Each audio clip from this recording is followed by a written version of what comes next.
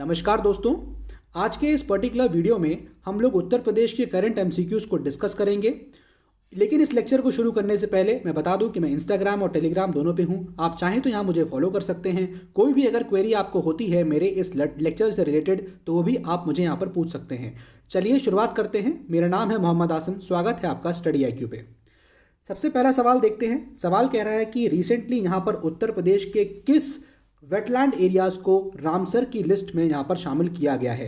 तो इसके ऑप्शन आपके पास दिए गए थे Kabartal wetland, Sarsai noir lake, equal bird sanctuary और सांडी बर्ड सेंचुरी। तो इसका करेक्ट ऑप्शन था 2, 3 एंड 4, यानी इन 3 जो एरियाज हैं यूपी के, इसको यहाँ पर रामसर की लिस्ट में शामिल कर दिया गया था। अब इसके अलावा और भी शामिल हुए थे, लेकिन उससे पहले चलिए एक बार इनके बारे में जान लेते हैं।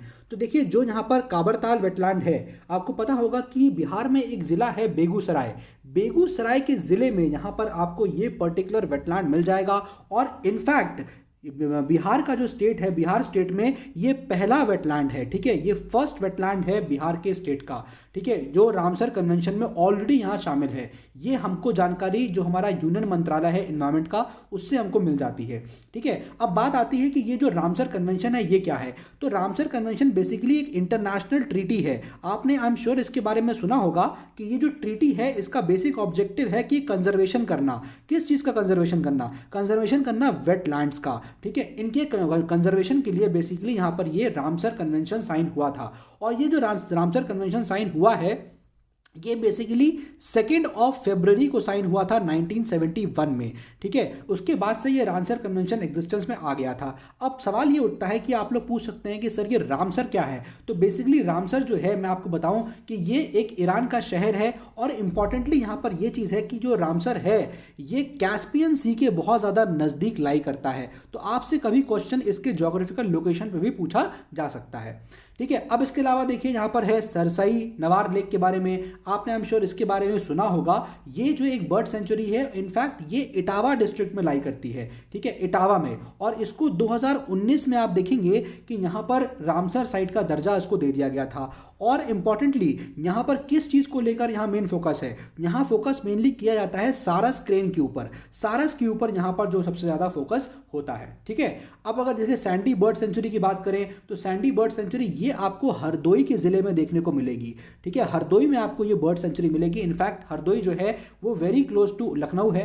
बहुत वेरी क्लोज भी नहीं है, लेकिन हाँ, लखनऊ के पास अगर हम लैंडमार्क कोई अगर शहर बताना चाहें आपको तो वो है लखनऊ। ठीक है, ये जो बर्ड सेंचुरी है इसको 1990 में बना दिया गया था। 1990 में इसको फॉर्म किया गया था। और बेसिक ऑब्जेक्टिव था कि जो नेचुरल हैबिटेट है, जो एक्वेटिक वेजिटेशन है लोकल रेसिडेंट्स के लिए, माइग्रेटरी बर्ड्स के लिए, उनके लिए यहाँ पर इसको प्रोटेक्ट करना। ठीक है, इनफैक्ट आप देखोगे अभी रिसेंटली 2020 में ही इसको यहाँ पर रामसर साइट के अंदर प्रोटेक्शन दिया गया है। अब इस सैंडी बर्ड सेंचुरी को हम लोग एक और नाम से जानते हैं और बहुत ही इंपॉर्टेंट है आपके एग्जाम पर्सपेक्टिव से, जिसको हम लोग बोलते हैं धार झील। दाहर झील, ठीक है, इस नाम से भी इसको यहाँ पर जाना जाता है। और इनफैक्ट यहाँ पर एक नदी भी बहती है इसके पास, दाहर झील के पास, यानी सैंडी बर्ड सेंचुरी के पास एक नदी बहती है जिसको हम लोग बोलते हैं गर्रा नदी। ठीक है, गर्रा।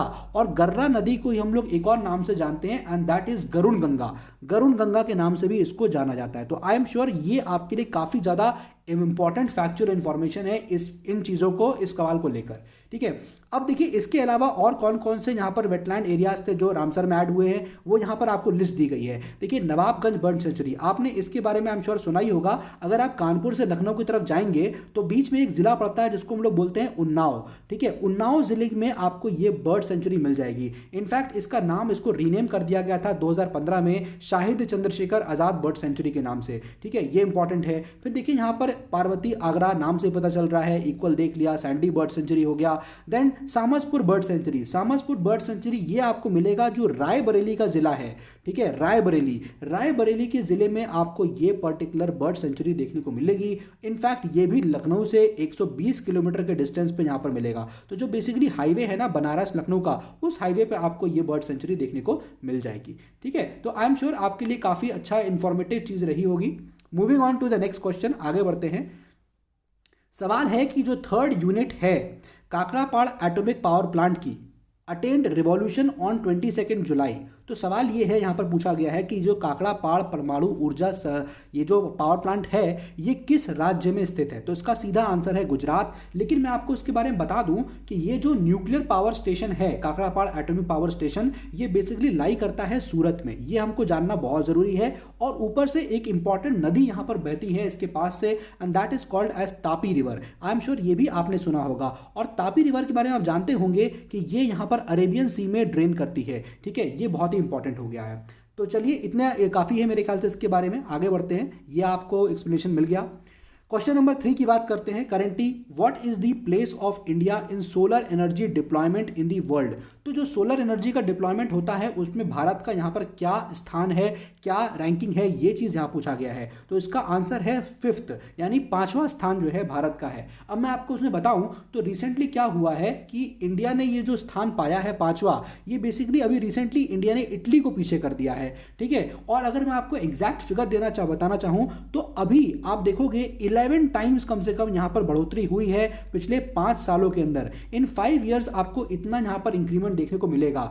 इनिशियली आप देखोगे 2014 के साल में यहां पर 2.6 गीगावाट्स का यहां पर डिप्लॉयमेंट था, लेकिन अब आप देखेंगे जुलाई 2019 आते आते इस वक्त यहां जो डिप्लॉयमेंट है दैट इज बेसिकली 30 गीगावाट्स। तो डेफिनेटली ये इंक्रीमेंट बड़ा हुआ है और अब भारत का जो पोजीशन है सोलर एनर्जी डिप्लॉयमेंट में दैट इज नाउ 5th। ठीक है, यही चीज आपको इस एक्सप्लेनेशन में एक्सप्लेन की गई है, आप इसको यहां पढ़ सकते हैं।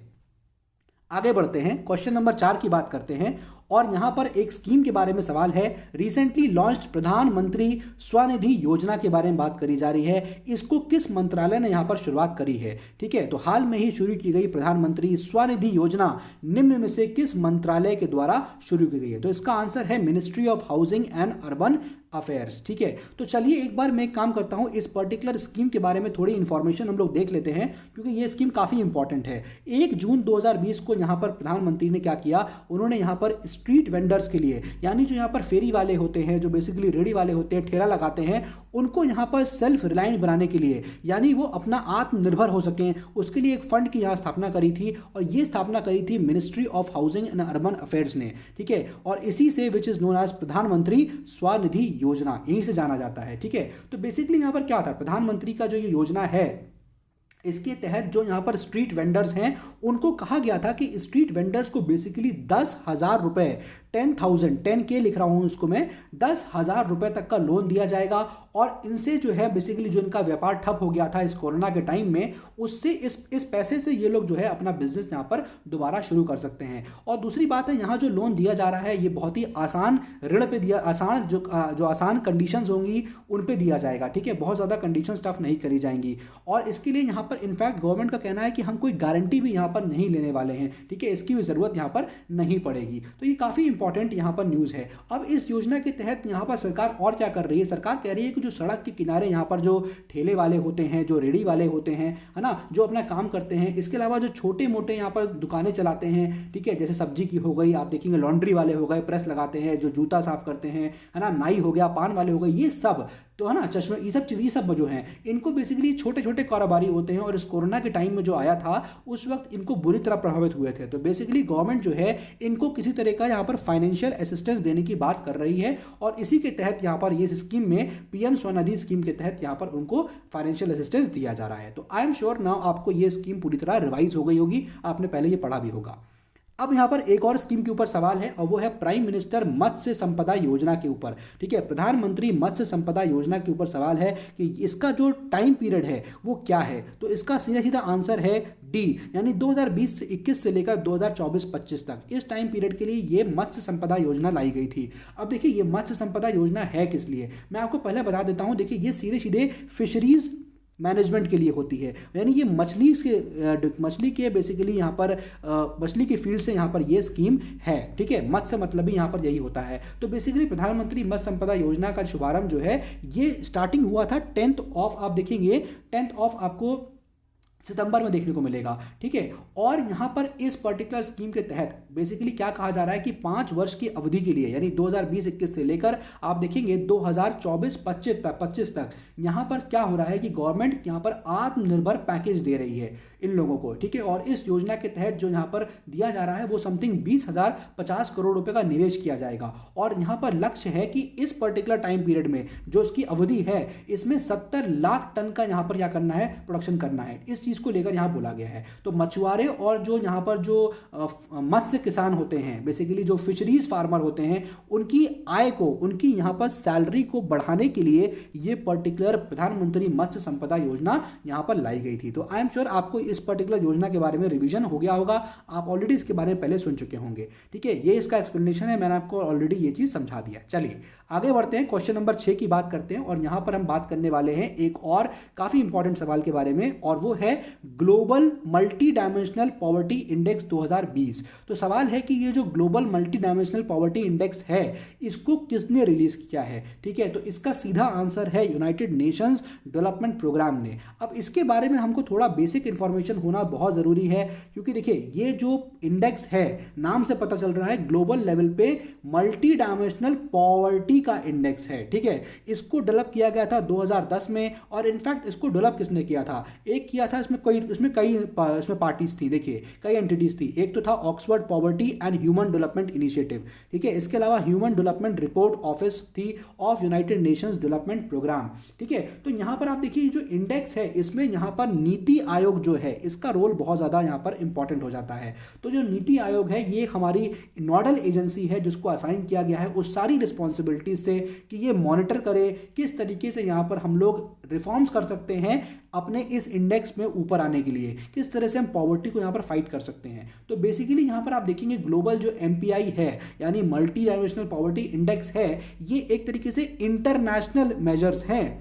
ठीक है, ये इंटरनेशनल मेजर्स हैं दोस्तों, और इनफैक्ट आप देखेंगे 107 कंट्रीज को यहाँ पर ये कवर करता है। और सबसे पहले मैंने आपको ऑलरेडी बता दिया 2010 में इसको डेवलप किया गया था। अभी जो भारत की रैंकिंग है यहाँ पर 2020 में, वो रैंकिंग थी 62nd रैंकिंग थी आउट ऑफ, अगर आप देखिए 107 कंट्री में, तो भारत की रैंकिंग 62 है, जो कि बिल्कुल भी यहाँ पर अच्छी नहीं मानी जा सकती है। ठीक है, तो आई होप ये आपको चीज़ें यहाँ पर क्वेश्चन क्लियर हो गया होगा। चलिए आगे बढ़ते हैं, क्वेश्चन नंबर 7 की बात करते हैं। सवाल कह रहा है कि निम्न में से किस देश को नाटो का 30वें सदस्य के रूप में शामिल किया गया है। तो देखिए 30th जो मेंबर है नाटो का वो बना है यहाँ पर नॉर्थ मैसेडोनिया, यानी उत्तरी मैसेडोनिया को यहाँ पर नाटो का 30वां मेंबर ज्वाइन कर लिया गया है। तो चलिए इसके बारे में जान लेते हैं एक बार कि नाटो यहाँ पर क्या है, और इसके बारे में कुछ इन्फॉर्मेशन, फैक्चुअल इन्फॉर्मेशन हमारे एग्जाम पर्सपेक्टिव से देख लेते हैं। तो देखिए ये जो नाटो है यानी नॉर्थ अटलांटिक ट्रीटी ऑर्गेनाइजेशन, इसको हम लोग पहले कहते थे नॉर्थ अटलांटिक अलायंस के नाम से जाना जाता था। ठीक है, NAA मैं शॉर्ट में लिख रहा हूं इसको। और ये बेसिकली जो नॉर्थ अटलांटिक अलायंस था ये एक तरीके से अंतरराष्ट्रीय आप देखेंगे तो इंटर गवर्नमेंटल, इनफैक्ट ये एक मिलिट्री अलायंस था। ठीक है, याद रखने वाली बात है ये कि ये एक इंटर गवर्नमेंटल है बॉडी है, दूसरा ये एक मिलिट्री अलायंस है। ठीक है, ये चीज बहुत ज्यादा इंपॉर्टेंट यहां पर होता है। अब यहां पर आप देखेंगे 30 यहाँ पर आपको यूरोपियन नेशंस और नॉर्थ अमेरिकन कंट्रीज देखने को मिलेंगे। और ये जो यहाँ पर ट्रीटी है, बेसिकली ऑर्गेनाइजेशन है नॉर्थ अटलांटिक ट्रीटी ऑर्गेनाइजेशन, ये यहाँ बनाया गया था नॉर्थ अटलांटिक ट्रीटी के तहत, NAT नॉर्थ अटलांटिक ट्रीटी, जो बेसिकली यहाँ पर साइन हुई थी 1949 में। ठीक है, अप्रैल में साइन हुई थी, आई थिंक 4 अप्रैल था जब इसको साइन किया गया था। ठीक है, और इसी नॉर्थ अटलांटिक ट्रीटी को यहाँ पर बोला जाता है वॉशिंगटन ट्रीटी कहा जाता है। ठीक है, ये बहुत ज़्यादा इंपॉर्टेंट है, कई बार एग्जाम से पूछा भी गया है कि वॉशिंगटन ट्रीटी क्या होती है। तो वॉशिंगटन ट्रीटी वही है जो नॉर्थ अटलांटिक ट्रीटी है, और इस ट्रीटी के तहत बेसिकली एक लीगल बेसिस फॉर्म होता है। ठीक है, इंप्लीमेंट होता है क्या चीज, नाटो को हम लोग इंप्लीमेंट कर सकते हैं। ठीक है, अब यहाँ जो नाटो है बेसिकली इसका ऑब्जेक्टिव क्या है, तो देखिए ये एक मिलिट्री अलायंस है, तो डेफिनेटली इसका जो ऑब्जेक्टिव है वो है कलेक्टिव डिफेंस करना। ठीक है, कलेक्टिवली यहाँ पर डिफेंस करने का ये इसका ऑब्जेक्टिव है, जहां पर आप देखेंगे जो इंडिपेंडेंट मेंबर स्टेट्स हैं वो एग्री करते हैं कि हम म्यूचुअल डिफेंस करेंगे। अगर मान लीजिए कोई एक्सटर्नल पार्टी या थर्ड पार्टी जो इसका हिस्सा नहीं है वो अटैक करता है, तो हम लोग यहाँ पर म्यूचुअली डिफेंड करेंगे एक दूसरे को, ये चीज यहाँ पर बोली गई है। ठीक है, अब जो नाटो का हेडक्वार्टर है ये भी आपको पता होना चाहिए, ये आपको ब्रुसेल्स में मिलेगा, और ब्रुसेल्स कहाँ पर है, ये है जर्मनी के अंदर। ठीक है, ब्रुसेल्स में मिलेगा। और जो इसका हेडक्वार्टर मिलेगा, जो बेसिकली आपको मिलेगा एलाइड कमांड ऑपरेशंस, उसका हेडक्वार्टर आपको यहाँ पर मिलेगा मॉन्स में। ठीक है, मॉन्स ये एक जगह है, आपको बेल्जियम में मिलेगी। तो ये बेसिकली क्या है, एलाइड कमांड ऑपरेशंस का हेडक्वार्टर, एलाइड कमांड ऑपरेशंस का हेडक्वार्टर। ठीक है, ये तो नाटो का हेडक्वार्टर है। ठीक है, ये एक इंपॉर्टेंट चीज़ है, याद रखिएगा। इनफैक्ट एक बात मैं आपको और बताऊं कि स्टार्टिंग से यहाँ पर नाटो में कितने मेंबर्स थे। देखिए नाटो जब बना था तो बेसिकली इनके पास 12 ही मेंबर्स थे। ठीक है, अब यहाँ पर इतने मेंबर यहाँ ऐड हो गए हैं, और जो अभी रिसेंटली यहाँ पर जो लास्ट का मेंबर ऐड हुआ है, जो मार्च 2020 में ऐड हुआ था, वो है यहाँ पर नॉर्थ मैसेडोनिया, और उसी पर यहाँ पर ये क्वेश्चन पूछा गया है। ठीक है, और इनफैक्ट नाटो खाली इतना ही नहीं, जो बॉस्निया और हर्जेगोविना और जो जॉर्जिया है, यूक्रेन है, नाटो जो है इनको एस्पायरिंग मेंबर की कैटेगरी का मानता है। ठीक है, इनको एस्पायरिंग मेंबर्स यहाँ पर कहता है, तो ये भी आपको थोड़ा सा याद रखना है। ठीक है, चलिए आगे बढ़ते हैं। क्वेश्चन नंबर 8 की बात करते हैं। यहां पर सवाल है कि recently controller general of Indian medicine has approved a fully indigenously developed pneumococcal polysaccharide conjugate vaccine. अब सवाल है कि in which of the following disease have been found there, किस डिजीज के लिए बनाई गई है। ठीक है, तो हाल में ही भारत औषधि महानियंत्रक द्वारा पूर्णतः स्वदेशी विकास न्यूमोकॉकल पॉलीसैकेराइड कॉन्जुगेट टीके को मंजूरी प्रदान कर दी गई है। यह टीका निम्न में से किस बीमारी के लिए बनाया गया है, यहाँ पर यह सवाल है। तो इसका आंसर सीधी सीधी निमोनिया है। आपको इसके क्वेश्चन नहीं पता चल रहा है, यहाँ लिखा हुआ है न्यूमोकॉकल, राइट। तो यहाँ पर ये इससे थोड़ा आप याद कर सकते हैं, इसको याद रख सकते हैं। ठीक है, अब यहाँ पर इस बार सीधा हम लोग इसका थोड़ा सा एग्जाम्पल और देख लेते हैं। इसका यहाँ पर क्या एक्सप्लेनेशन है, यहाँ पर एक्सप्लेनेशन वही दिया है कि जो कंट्रोलर जनरल है इंडियन मेडिसिन का, उसने रिसेंटली यहाँ पर इस पर्टिकुलर बीमारी के लिए, न्यूमोकॉकल डिजीज के लिए, ये पर्टिकुलर वैक्सीन को यहाँ पर क्या कर दिया, ओके कर दिया है। और ये न्यूमोकॉकल डिजीज है, ये बेसिकली बैक्टीरियल इन्फेक्शन है। तो आपके एग्जाम में पूछ लेता है कभी कभी कि ये जो न्यूमोकॉकल डिजीज है कैसी डिजीज है, ये वायरस डिजीज है कि ये बैक्टीरियल डिजीज है कि ये फंगाई डिजीज है, किस तरह की डिजीज है। तो आपको याद होना चाहिए कि ये एक बैक्टीरियल इन्फेक्शन है। ठीक है, चलिए आगे बढ़ते हैं। अब हम बात करते हैं क्वेश्चन नंबर 9 की।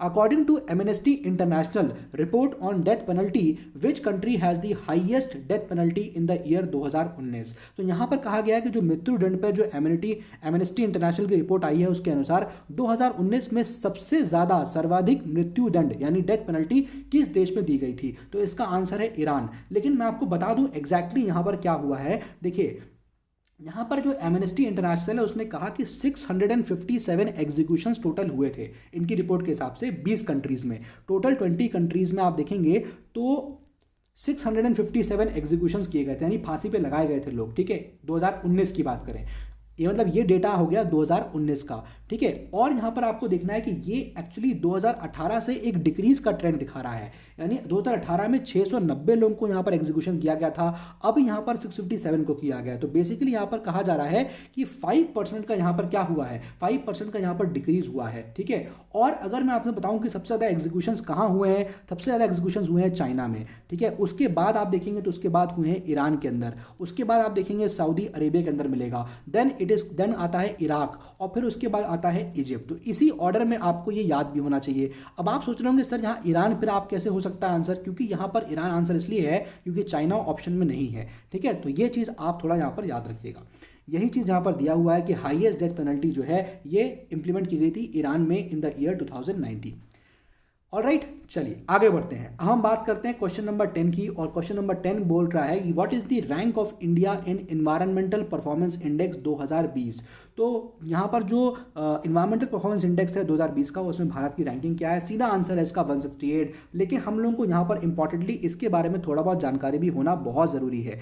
अभी जो यहाँ पर एनवायरमेंटल परफॉर्मेंस इंडेक्स आया है 2020 का, इसमें भारत की रैंकिंग 168 है। ठीक है, तो ये तो हमको याद होना चाहिए। दूसरी बात यह है कि ये एक तरह का इंप्रूवमेंट है, यानी इससे पहले भारत की रैंकिंग और खराब थी। कितनी, 9 प्लेसेस भारत ने यहाँ पर अपने आप को इंप्रूव किया है। और जो एनवायरमेंटल परफॉर्मेंस इंडेक्स 2020 का आया है उसमें डेनमार्क सबसे ऊपर था और लाइबेरिया यहाँ पर सबसे नीचे था। ठीक है, ये चीज़ आपको इतना याद रखना है। इसके अलावा मैं आपको बताऊं तो ये जो एनवायरमेंटल परफॉर्मेंस इंडेक्स है इसको प्रिपेयर कौन करता है, तो देखिए इसको प्रिपेयर करता है यहाँ पर Yale university. I am sure आपने इसका नाम यहाँ पर सुना होगा, येल यूनिवर्सिटी, प्लस यहाँ पर एक यूनिवर्सिटी और होती है and that is called as Columbia university. ठीक है, ये दोनों करते हैं। इनफैक्ट इसके साथ साथ आप देखेंगे तो वर्ल्ड इकोनॉमिक फोरम का भी यहाँ पर कोलैबोरेशन होता है। तो ये लोग बेसिकली मिलकर इस पर्टिकुलर यहाँ पर एनवायरमेंटल परफॉर्मेंस इंडेक्स को बनाते हैं, और ये एक बायएनियल इंडेक्स है। याद रखिएगा, ये एक बायएनियल इंडेक्स है, वेरी वेरी इंपॉर्टेंट। ठीक है, ये चीज़ आपको यहाँ पर याद रखनी है।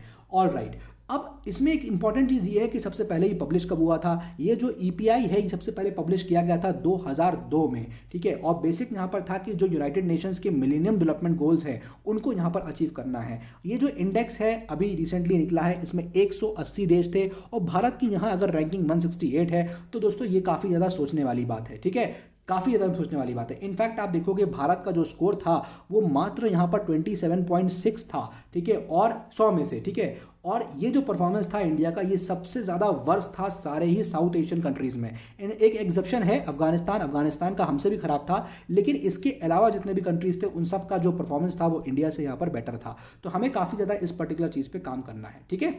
चलिए क्वेश्चन नंबर 11 की बात करते हैं। What is the most e waste producing country, which is the most e waste producing country according to global e waste monitoring report. एक और रिपोर्ट के बारे में आगे बात कर रहे हैं और कह रहा है कि global e waste monitoring report 2020 के हिसाब से यहाँ पर जो ई वेस्ट प्रोड्यूस करने वाली सबसे बड़ी कंट्री कौन सी है, तो इसका आंसर है चाइना। अब मैं आपको इसके बारे में बताऊं कि देखिए यहाँ पर क्या है कि ये जो रिपोर्ट है global e waste monitoring report 2020, China जो है यहाँ सबसे ज़्यादा ई वेस्ट प्रोड्यूस कर रहा है, ठीक है। और ये कब आ रहा है, आफ्टर दिस कम्स, इसके बाद कौन सा आता है, यूनाइटेड स्टेट्स ऑफ अमेरिका, और फिर यहाँ तीसरे नंबर पे इंडिया है। लेकिन मैं आपको बताऊं उसमें कि चाइना ने यहाँ पर 10.1 मिलियन टन्स, ये बहुत ज़्यादा होता है, 10.1 मिलियन टन्स, ये बिगेस्ट कॉन्ट्रीब्यूटर है यहाँ चाइना ई वेस्ट का, ठीक है। इनफैक्ट चाइना के बाद, मतलब ये तो चाइना का हो गया, चाइना के बाद मैंने क्या बताया, यूनाइटेड स्टेट्स ऑफ अमेरिका है। यूनाइटेड स्टेट्स ऑफ अमेरिका ने भी आप देखेंगे तो 6.9 मिलियन टन का यहाँ पर ई वेस्ट का यहाँ पर प्रोडक्शन किया था। और इंडिया की बात करेंगे तो India was way back than China,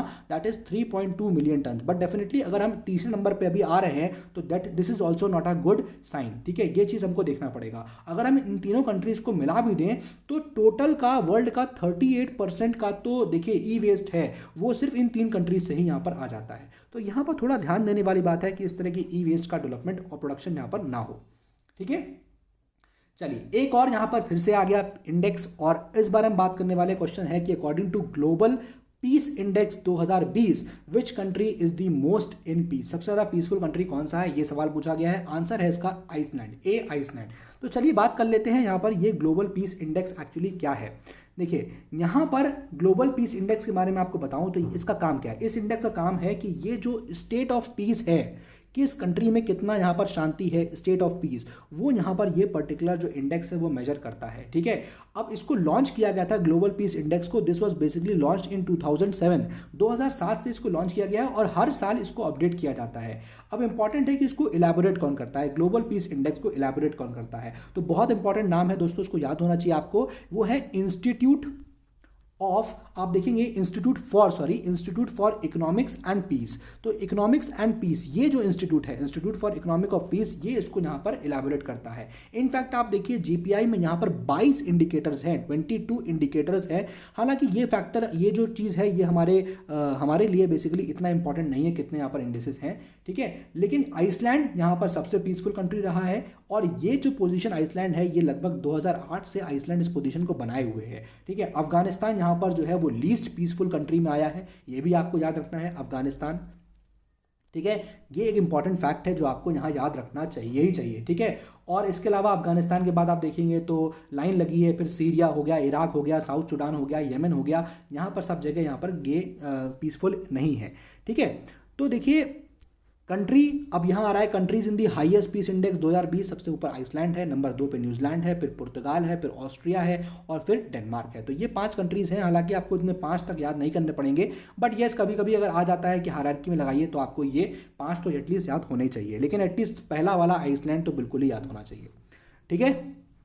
चलिए क्वेश्चन नंबर 13 की तरफ बात करते हैं। अब ये भी काफ़ी इंपॉर्टेंट डेवलपमेंट था जो हुआ था, एंड क्वेश्चन है कि which institute of national importance, कौन सा ऐसा यहाँ पर नेशनल इंपॉर्टेंस का संस्थान है which has been ranked first in the Atal ranking institutions on innovation achievements 2020। तो बेसिकली यहाँ पर जिसको बोलते हैं हम लोग, यहाँ पर जो अटल रैंकिंग है काहे की of institutions of innovation achievements 2020, इसमें यहाँ पर आंसर है कि आईआईटी मद्रास जो है उसको यहाँ पर नंबर 1 पे रैंक किया गया था, ठीक है। चलिए इसके बारे में मैं आपको बता देता हूँ, थोड़ा बहुत ही इंपॉर्टेंट है, इनफैक्ट ये इसके बारे में सारा इन्फॉर्मेशन हमको होना चाहिए। तो बेसिकली यहाँ पर शॉर्ट में हम लोग उसको बोलते हैं ARIA, ठीक है। दिस ARIA 2020 की बात करें अगर हम लोग, तो यहाँ पर इसको रिलीज़ किया था जो हमारे वाइस प्रेसिडेंट हैं वेंकैया नायडू जी, उन्होंने इसको यहाँ पर रिलीज़ किया था। और यहाँ पर जो IIT मद्रास है उसको यहाँ टॉप की, यहाँ पर टॉप था, मतलब फर्स्ट नंबर पे था, इसको इमर्ज किया गया था कि ये एक बेस्ट इंस्टीट्यूट है नेशनल इंपॉर्टेंस का। इसके बाद this was followed by IIT Bombay, ठीक है। यहाँ पर देखिए यही क्वेश्चन आया था, तो पहले नंबर पर IIT मद्रास था, ठीक है। उसके बाद IIT बॉम्बे जो है वो यहाँ पर इसको नंबर 2 पे फॉलो कर रहा था, और फिर उसके बाद IIT दिल्ली है वो उसको नंबर 3 पे फॉलो कर रहा था। और आप इसके बाद देखेंगे कि यहाँ पर जो IISc बैंगलोर है, यानी इंडियन इंस्टीट्यूट ऑफ साइंस जो बैंगलोर का है, ये यहाँ 4th नंबर पे था, ठीक है। तो यहाँ पर जो फर्स्ट आया है वो है IIT मद्रास, इसके बारे में ज़रूर याद रखिएगा, ठीक है। अब यहाँ पर एक चीज़ और है जो हमको आपको बताना चाहूँगा कि देखिए यहाँ पर जो ARIIA 2020 है, बेसिकली यहाँ पर एक स्पेशल कैटेगरी भी रखा गया था, स्पेशल प्राइज कैटेगरी भी इसमें रखा गया था, और स्पेशल कैटेगरी में यहाँ पर वुमेन के लिए था, ठीक है, वुमेन ओनली। तो यहाँ पर कहा था कौन सा ऐसा वुमेन का ओनली हायर एजुकेशन है, इंस्टीट्यूशन है, उसके लिए भी यहाँ रखा गया था। उसमें आप देखेंगे जो अविनाश लिंगम इंस्टीट्यूट है फॉर होम साइंसेज, उसको यहाँ पर जो basically higher education in Coimbatore देता है तमिलनाडु में, वो यहाँ पर टैग टॉप कर, वो बेसिकली यहाँ पर टॉप कर जाता है। तो ये भी नाम आप याद रखिएगा कि टॉप रैंक जो है इस पर्टिकुलर वुमेन कैटेगरी में वो अविनाश लिंगम इंस्टीट्यूट ने यहाँ पर कैप्चर करी थी, अविनाश लिंगम, ठीक है, अविनाश लिंगम institute for home sciences. All right, तो ये काफ़ी इंपॉर्टेंट है, और ये जो ईयर था 2020 का, यहाँ पर ये सेकंड ही एडिशन हुआ है अभी हमारा, ये सेकंड एडिशन हुआ है ARII का, ठीक है। और ये जो है रैंकिंग, इसको बेसिकली कौन यहाँ पर रिलीज़ करता है, ये रैंकिंग यहाँ पर रिलीज़ करी जाती है by the ministry of education. ये आपको भी यहाँ पर याद होना चाहिए कि कौन सी मंत्रालय यहाँ पर इसको रिलीज़ करता है, ठीक है। तो ये काफ़ी इंपॉर्टेंट हो गया है, काफ़ी इंपॉर्टेंट था, इसको हमने पूरी तरह से आई होप डिस्कस कर लिया है, जितनी भी फैक्चुअल इन्फॉर्मेशन थी हमको होनी चाहिए वो सब यहाँ पर डिस्कस हो गई है। चलिए क्वेश्चन नंबर 14 की तरफ बढ़ते हैं। अब यहाँ पर सवाल पूछ रहा है कि how long was the self reliant India week celebrated. तो बेसिकली एक हफ्ता था, एक वीक था जिसको बोलते हैं सेल्फ रिलायंट इंडिया वीक। ये कितना लंबा सेलिब्रेट किया गया था, तो इसका आंसर है 7 अगस्त से लेकर 14 अगस्त के बीच में इसको सेलिब्रेट किया गया था। मैं आपको बता देता हूँ कि यहाँ पर किस तरह की यहाँ पर सेल्फ रिलायंट की बात करी जा रही है। तो देखिए यहाँ पर मिनिस्ट्री ऑफ डिफेंस ने बेसिकली क्या किया था, उन्होंने यहाँ पर एक वीक लॉन्च किया था जिसको बोलते हैं सेल्फ रिलायंट इंडिया वीक, ठीक है। ये मिनिस्ट्री ऑफ डिफेंस द्वारा लॉन्च किया गया था 7 अगस्त 2020 को, और सेलिब्रेट किया गया था 14 अगस्त को, ठीक है। तो यहां पर जो हमारे आप जानते होंगे कि डिफेंस मिनिस्टर जो है राजनाथ सिंह जी, उन्होंने यहाँ पर क्या किया था, इस इनिशिएटिव को लाया था, ताकि बेसिकली ऑब्जेक्टिव क्या था कि हम जो आत्मनिर्भर भारत की बात करते हैं ना, आत्मनिर्भर भारत को हम यहाँ पर बूस्ट कर सकें। इसी आत्मनिर्भर भारत अभियान को हम लोग यहाँ पर बोलते हैं सेल्फ रिलायंट इंडिया मूवमेंट, ठीक है। इससे क्या होगा कि हमारा जो हम इंपोर्ट करते हैं यहाँ पर डिफेंस इक्विपमेंट को, उसके इंपोर्ट में यहाँ पर कमी आएगी। इस पर्टिकुलर चीज़ को देखते हुए यहाँ पर ये वीक चलाया गया था। तो इनफैक्ट आप देखिए हम लोग आर्टिलरी, जो आर्टिलरी होती है, गन्स होती हैं, गन से लेकर आप देखिए लाइट मिलिट्री ट्रांसपोर्ट एयरक्राफ्ट तक, कन्वेंशनल सबमरीन्स तक, लॉन्ग रेंज क्रूज मिसाइल्स तक, ये सब चीज़ें देखिए इंडिया यहाँ पर अनाउंस किया है कि हम लोग क्या करेंगे। इंडिया ने कहा है कि अनाउंस किया है कि हम लोग बैन कर देंगे, इंपोर्ट बैन कर देंगे 101 डिफरेंट टाइप ऑफ वेपन्स का, ठीक है, सिस्टम्स का, एम्यूनेशन का, over the period of 5 years, 5 साल में हम लोग इस चीज़ को बैन करते हुए दिखेंगे। तो बेसिकली इस चीज़ को लेकर यहाँ पर ये एक वीक यहाँ सेलिब्रेट किया गया था 7 अगस्त से लेकर 14 अगस्त के बीच में, ठीक है। चलिए अब हम बात करने वाले हैं, यहाँ पर एक और इंपॉर्टेंट क्वेश्चन आ रहा है, and that is related to, question है in which country is Barakah the first nuclear power plant of the Arab located. तो यहाँ पर बराका जो है वो जो अरब जगत का प्रथम परमाणु ऊर्जा संयंत्र है, किस देश में स्थित है। तो इसका आंसर है संयुक्त अरब अमीरात, यानी यूनाइटेड अरब एमिरेट्स में है। अब मैं आपको इसके बारे में कुछ यहाँ इन्फॉर्मेशन देना चाहता हूँ, काफ़ी ज़्यादा इन्फॉर्मेटिव है ये क्वेश्चन, इसके बारे में सब कुछ हमको जानकारी होनी चाहिए। देखिए पहला चीज़ तो ये बता दूँ आपको कि यूएई जो है उसने यहाँ पर ये ऑपरेशन लॉन्च कर दिया है, ठीक है, ये पर्टिकुलर बराका, और ये जो है यूएन लॉन्च किया है, ये पहला, ये फर्स्ट अरब वर्ल्ड का, याद रखिएगा, ये अरब वर्ल्ड का पहला है, ठीक है, पहला न्यूक्लियर पावर प्लांट है। और इसका लोकेशन आप देखेंगे अगर, तो जो गल्फ है, गल्फ कोस्ट है ईस्ट ऑफ कतर, अगर आप कतर के ईस्ट में देखेंगे, ठीक है, कतर है मान लीजिए, जैसे मान लीजिए कतर का ये बाउंड्री ऐसे आ रहा है, तो कतर के आप ईस्ट में देखेंगे तो यहाँ पर आपको कुछ यूएई दिखेगा, ऐसे यहाँ पर यूएई है, ठीक है। तो यहाँ पर आपको ये पर्टिकुलर एग्जैक्टली इस बॉर्डर पे आपको यहाँ पर देखने को मिलेगा, ईस्ट ऑफ कतर, यहाँ पर ये बराका यहाँ लगाया गया है, और नीचे तो सऊदी अरेबिया है, ठीक है।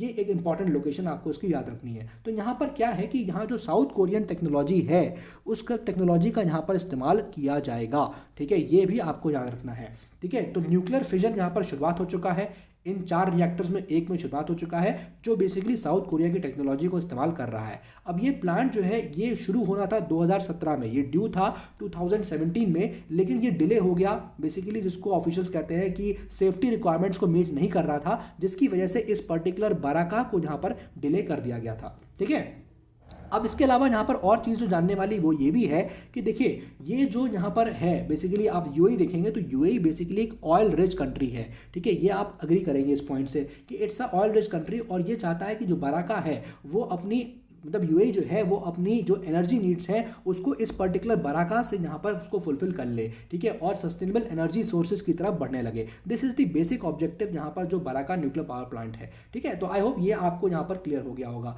लेकिन इतना ही नहीं, यहाँ पर यूएई ने इतना ही नहीं किया है, इसके अलावा जब ये बाराका यहाँ शुरू हुआ था उससे पहले ही आपको पता होगा कि यहाँ पर यूएई ने एक यहाँ पर प्रोब भी भेजा था मार्स पे। ठीक है, ये भी काफ़ी इंपॉर्टेंट डेवलपमेंट था, मार्स पे एक प्रोब भेजा गया था।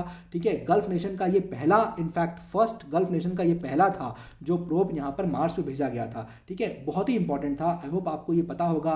तो यूएई जो है आजकल आप देख सकते हैं कि यूनाइटेड अरब एमिरेट्स जो है ये बहुत ज़्यादा इन्वेस्ट कर रहा है सोलर एनर्जी में भी। ठीक है, इस तरह की चीज़ों में यहाँ पर इस कंट्री का काफ़ी ज़्यादा यहाँ पर देखने को मिल रहा है इन्वेस्टमेंट, राइट। तो ये काफ़ी चीज़ इंपॉर्टेंट है कि यूएई जो है अब एक तरीके से क्लीनर और चीपर जो सोर्स ऑफ एनर्जी है उसकी तरफ बढ़ता हुआ दिख रहा है। लेकिन यहाँ पर कतर ने क्या किया है, जो मैं आपको भी डायग्राम बता रहा था, है ना, बना के कि कतर जस्ट एकदम बगल में यहाँ पर यूएई के बगल में बाराका एकदम बॉर्डर पे है कतर के। तो बेसिकली कतर ने इस वजह से काफ़ी ज़्यादा सिक्योरिटी कंसर्न्स यहाँ रेज कर दिए हैं कि रीजन में पीस और इन्वायरमेंट पे काफ़ी थ्रेट बढ़ रहा है। ठीक है, तो बेसिकली आपको पता ही होगा कतर जो है उसका काफ़ी ज़्यादा यहाँ पर मनमुटाव चलता रहता है यूएई और सऊदी अरेबिया के साथ, और इस वजह से यहाँ पर उसने ये क्रिटिसिज्म करते हुए देखा गया है। ठीक है, चलिए आगे बढ़ते हैं, क्वेश्चन नंबर 16 को देखते हैं। अब यहाँ पर एक काफ़ी इंपॉर्टेंट डेवलपमेंट हुआ है।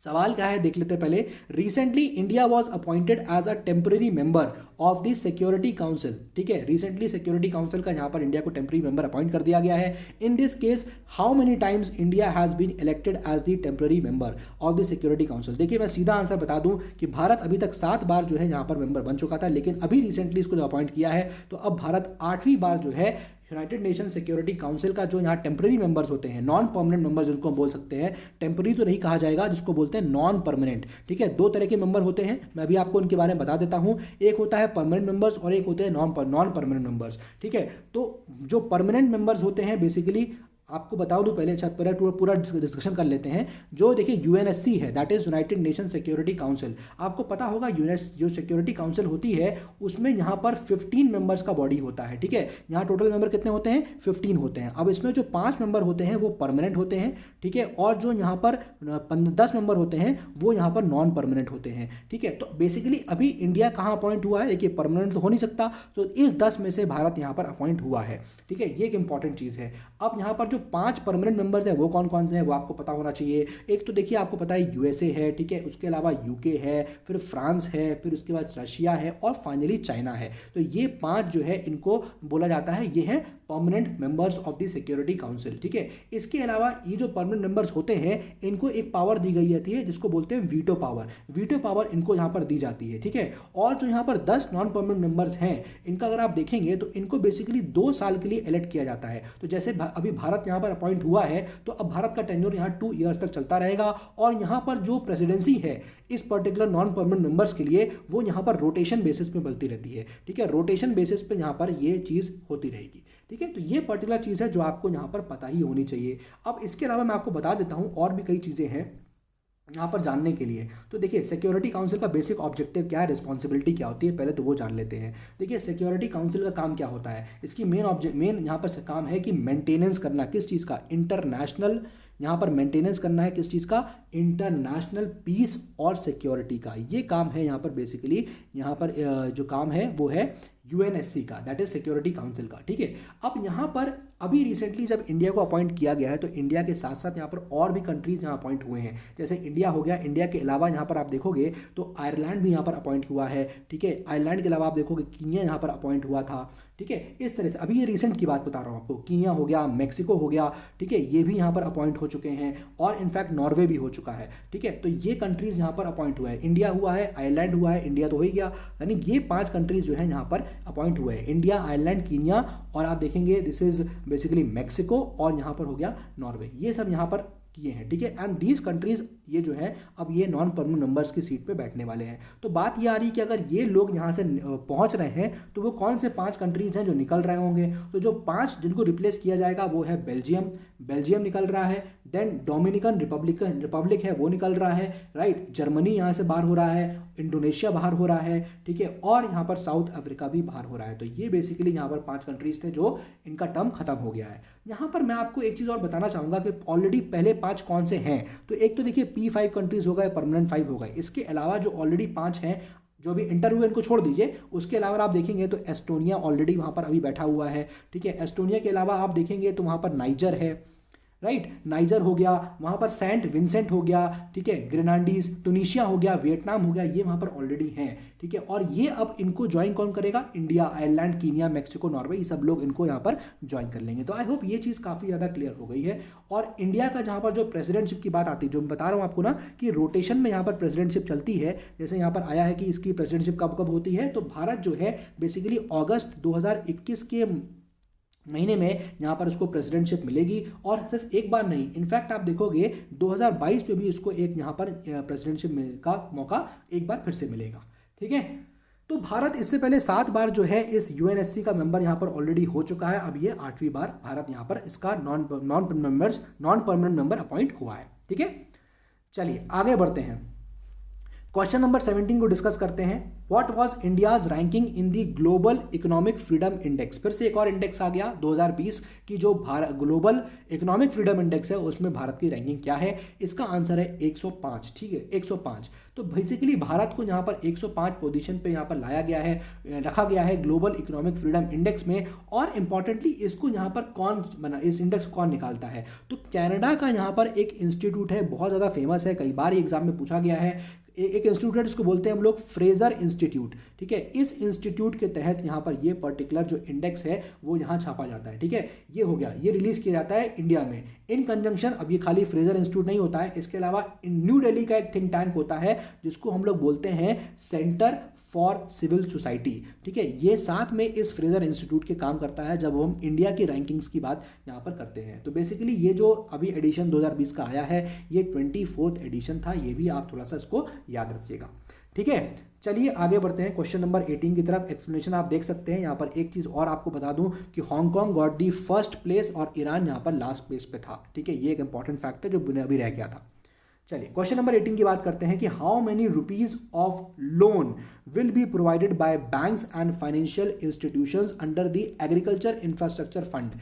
AIF जो बेसिकली फंड है उसके तहत यहाँ पर कितना पैसे का लोन दिया जा सकता है बैंक्स और फाइनेंशियल इंस्टीट्यूशंस के द्वारा, ठीक है। तो यहाँ पर इसका आंसर है C 1 लाख करोड़। अब इसके बारे में आपको बता देता हूँ। तो देखिए इंपॉर्टेंट चीज़ है, इंपॉर्टेंट क्वेश्चन है हमारा इकोनॉमिक्स की फील्ड से। और यहाँ पर कहा जा रहा है कि जो नाबार्ड है, आई एम श्योर आपने नाबार्ड के बारे में जानते होंगे। नाबार्ड बेसिकली स्टैंड करता है for national bank for agriculture and rural development, ठीक है। इसकी ये है नाबार्ड का फुल फॉर्म।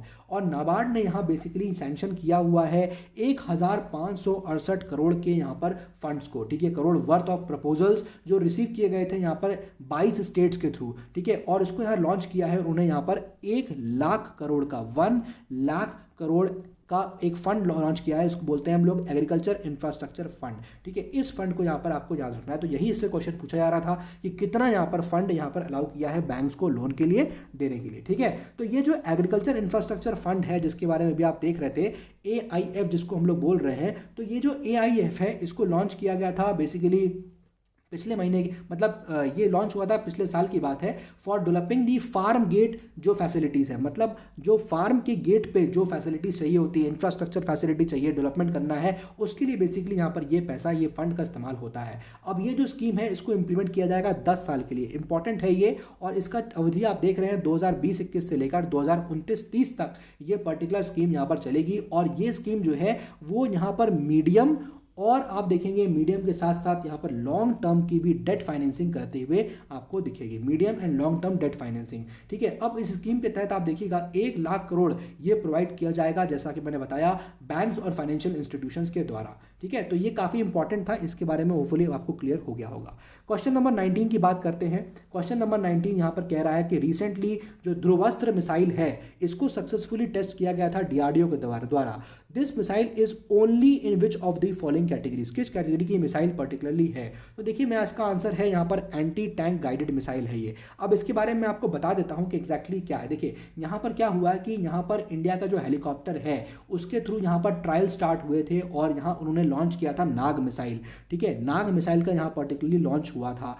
ठीक है, अब समझिएगा नाग मिसाइल क्या है, ये एक एंटी टैंक गाइडेड मिसाइल है। ठीक है, एंटी टैंक है, ये टैंक के अगेंस्ट लड़ेगी और ये गाइडेड मिसाइल है। ठीक है, एंटी टैंक गाइडेड मिसाइल, और इसी एंटी टैंक गाइडेड मिसाइल को यहाँ पर कहा जाता है हेलिना के नाम से, इसको हम लोग बोलते हैं हेलिना।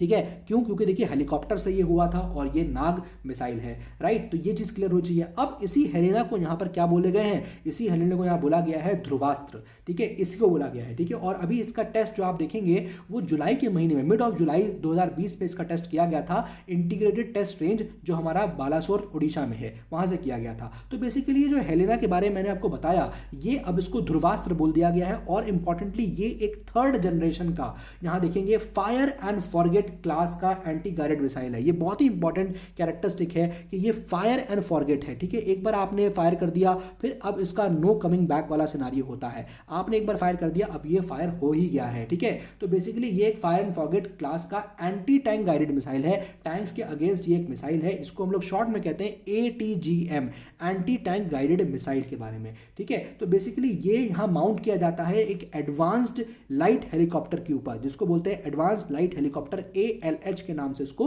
जाना जाता है। तो बेसिकली ये एक सिस्टम है, इसमें आप देखेंगे यहाँ पर ये ऑल वेदर, मतलब डे एंड नाइट इसकी कैपेबिलिटी है इस पर्टिकुलर ध्रुवास्त्र की, और ये इजीली बैटल टैंक्स को यहाँ पर डिफीट कर सकता है। इसमें कन्वेंशनल आपको हथियार और जो आर्मर्स हैं, एक्सप्लोसिव्स हैं, वो भी यहाँ पर आप यूज कर इसको रख सकते हैं। ठीक है, इनफैक्ट आप देखिए ये मिसाइल जो है ये इनफैक्ट इंगेज कर सकती है टारगेट्स को, both in the direct hit mode as well as top attack mode, दोनों ही तरीके से यहाँ पर ध्रुवास्त्र जो है वो यहाँ पर हिट कर सकती है। ठीक है, तो आई होप ये आपको क्लियर हो गया होगा। और इसकी जो रेंज है वो भी आप इंपॉर्टेंट है, याद रखिएगा, इसकी रेंज है अप टू 7 किलोमीटर्स। ये भी एक इंपॉर्टेंट फैक्चुअल इन्फॉर्मेशन है।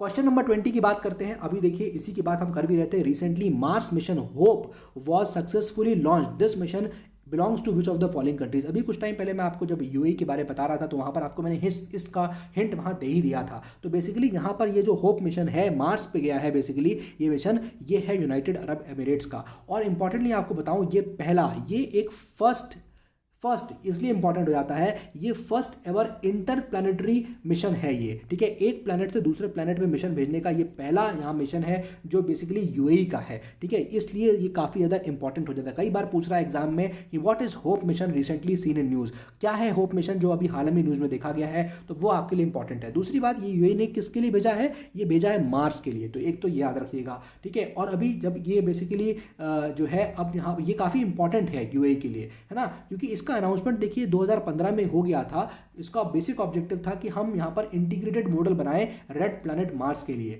तो होप जो है ये डेवलप किया गया है यूएई के साइंटिस्ट ने, ठीक है, यूएस में, और इसको लॉन्च किया गया रिसेंटली जुलाई 2020 में। इसको जाके यहाँ पर अभी लॉन्च कर दिया गया था। कहाँ से लॉन्च किया गया था? बेसिकली इसको लॉन्च किया गया था जापान से। ये एक पॉइंट याद रखिएगा, वेरी इंपॉर्टेंट। इसको जापान ने लॉन्च किया। तो आपसे पूछ सकता है कभी कभी, जापान की जो एजेंसी है, स्पेस एजेंसी जैक्सा, क्या इसने इसको लॉन्च किया है? मतलब क्या ये जापान का ये मिशन है? तो नहीं, ये जापान का मिशन नहीं है, ये मिशन है यूएई का, लेकिन इसको लॉन्च यहाँ पर जापान ने किया है। तो इस चीज़ को याद रखिएगा। और यहाँ पर जो इसका एक्सपेक्टेशन है, ये पर्टिकुलर जो मिशन गया है वो ये कि एक ऑर्बिट जो है ये कंप्लीट कर लेगा प्लैनेट का 55 घंटे के अंदर।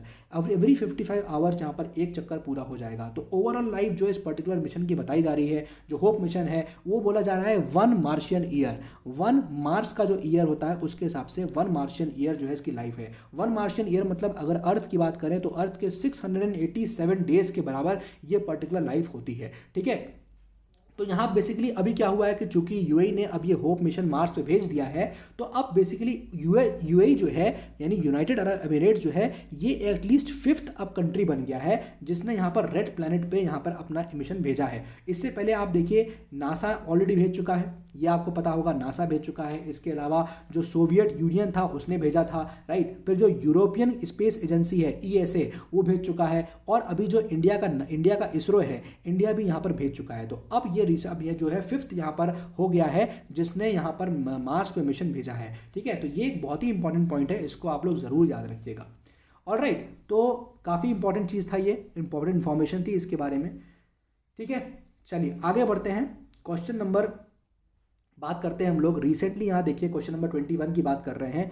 Recently Sri Lanka and Maldives, two countries in the southeast region have been declared free from which of the disease by the World Health Organization। तो हाल में ही विश्व स्वास्थ्य संगठन है WHO, उसने दक्षिण पूर्व एशियाई क्षेत्र के दो देश हैं श्रीलंका और मालदीव्स, उनमें से किस बीमारियों को यहाँ पर कहा है कि ये मुक्त हो चुका है, यहाँ पर ये बीमारी नहीं बची है। तो इसका आंसर है डी, दैट इज मीजल्स और रूबेला, दोनों ही बीमारी यहाँ से खत्म हो गई हैं। ये बेसिकली यहाँ पर वर्ल्ड हेल्थ ऑर्गेनाइजेशन ने टैग दे दिया है। अब मैं आपको इसके बारे में बता देता हूँ। तो देखिए वर्ल्ड हेल्थ ऑर्गेनाइजेशन है, उसने कहा है कि जो मीजल्स है और जो रूबेला है इसको टोटली इराडिकेट कर दिया गया है श्रीलंका और मालदीव से। और इस तरह से अब ये आप देखेंगे ये पहले दो कंट्री हो चुके हैं साउथ ईस्ट एशिया के अंदर। साउथ ईस्ट एशिया के अंदर ये पहले कंट्री हो चुके हैं जहां से ये मीजल्स और रूबेला एलिमिनेट हो गया है 2023 से पहले। इंपॉर्टेंट चीज़ ये है, ठीक है, जो 2023 का टारगेट था कि हमको एलिमिनेट करना है, उससे पहले ही यहाँ पर साउथ ईस्ट एशिया के ये दो देश हैं जहाँ श्रीलंका और मालदीव की बात हो रही है, तो यहाँ पर ये पहले ही एलिमिनेट हो गए हैं, ठीक है। अब बात ये आती कब आपकी कह सकते हैं कि यहाँ पर ये कंट्री जो है फ्री हो गया है, ये पर्टिकुलर बीमारी इस कंट्री में नहीं बची है। तो देखिए कंट्री कब वेरीफाई होता है, जब कोई भी ऐसा एविडेंस ना बचे जहां पर यह कहा जाए कि यहां पर एंडेमिक ट्रांसमिशन हो सकता है, ठीक है। एंडेमिक ट्रांसमिशन हो सकता है मीजल्स का, ठीक है, या फिर रूबेला वायरसेस का।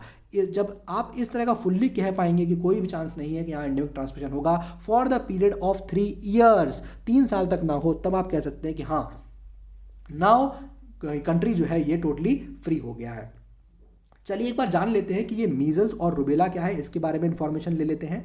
तो देखिए इसके बारे में अगर मैं बात करूं आपसे मीजल्स के बारे में, तो देखिए मीजल्स तो एक तरीके से आप देखेंगे काफ़ी हाईली कंटेजियस ये वायरल डिजीज़ है। एक बात याद रखिएगा, ये वायरस से होता है, ये वायरल डिजीज़ है, ठीक है। और ये कैसे फैलता है, ये ट्रांसमिट होता है जो ड्रॉपलेट्स होती हैं नोज़ की, ठीक है, जो नोज़ में ड्रॉपलेट्स होती हैं उससे आपको ये ट्रांसमिट होते हुए दिखेगा। ड्रॉपलेट्स फ्रॉम दी नोज़, ठीक है, नोज़ के ड्रॉपलेट से ये आपको ट्रांसमिट होते हुए दिख रहा होगा, ठीक है, या फिर माउथ से हो रहा होगा या फिर गले से हो रहा होगा। ऑन दी अदर हैंड जो रूबेला है, रूबेला बेसिकली क्या है, रूबेला एक माइल्ड इन्फेक्शन है, ठीक है, ये एक बहुत ही माइल्ड सा इन्फेक्शन होता है। और इम्पॉर्टेंटली आप देखेंगे कि रूबेला जो है ये काफ़ी सीरियस कॉन्सिक्वेंसेज हैं इसके, अगर ये बीमारी किसी एक प्रेग्नेंट वुमेन को हो जाए, अगर, ठीक है, प्रेग्नेंट वुमेन को हो जाए, क्योंकि क्या होता है फिर वो कॉन्जेनाइटल रूबेला सिंड्रोम जैसी बीमारी को पैदा कर देता है। अब ये जो मैंने नाम लिया आपसे कॉन्जेनाइटल, देखिए इसको लिखते कुछ इस तरह से है CONGNITAL, ठीक है, कॉन्जेनाइटल रूबेला सिंड्रोम, मैं शॉर्ट में लिख रहा हूँ CRS, ठीक है, मैं शॉर्ट में लिख देता हूँ। देखिए CRS की बात करें, ये जो यहाँ पर सिंड्रोम है ये बेसिकली कैसे कैरेक्टरिस्टिक्स होते हैं इसके, तो जो कॉन्जेनाइटल एनोमलीज होती हैं, यानी फीटस में जो बच्चा होता है पेट के अंदर, फीटस हो गया, ठीक है, जो न्यू बॉर्न बेबीज होते हैं, ठीक है, उनके अंदर यहाँ पर जो है दिक्कतें कर सकता है ये बीमारी। उनके आइज़ में दिक्कतें कर सकता है, उनको ग्लूकोमा हो सकता है, उनको यहाँ पर कैटरैक्ट की बीमारी भी हो सकती है, ठीक है। इनफैक्ट आप देखिए ईयर्स में प्रॉब्लम हो सकता है, हियरिंग का लॉस हो सकता है, ब्रेन में मेंटल रिटार्डेशन हो सकता है, हार्ट में डिफेक्ट्स हो सकते हैं, और इस तरह से काफ़ी ज़्यादा सोशियो इकोनॉमिक बर्डन हो जाता है फैमिली पे फाइनली, ठीक है ना। तो ये हमारी जो रूबेला है काफ़ी ज़्यादा डेंजरस बीमारी थी, जिससे श्रीलंका और मालदीव दोनों ही अब डिक्लेयर हो चुके हैं कि अब यहाँ पर इन दो कंट्रीज़ में ये चीज़ नहीं है, ठीक है। चलिए अब हम बात करते हैं यहाँ पर प्रज्ञता एक्चुअली क्या है, यहाँ लिखा है ये प्रज्ञता, ये गलत लिखा हुआ है, सही है प्रज्ञता, ठीक है, इसको आप करेक्ट कर लीजिए, ये है प्रज्ञता गाइडलाइंस, ठीक है, ये इंपॉर्टेंट है। प्रज्ञता गाइडलाइंस किस चीज़ को रिलेट करती है, ये सवाल है यहाँ पर, सीधे इसका आंसर है ऑर्गेनिक फार्मिंग, ऑर्गेनिक एग्रीकल्चर। चलिए इसके बारे में जान लेते हैं ये प्रज्ञता गाइडलाइंस क्या है।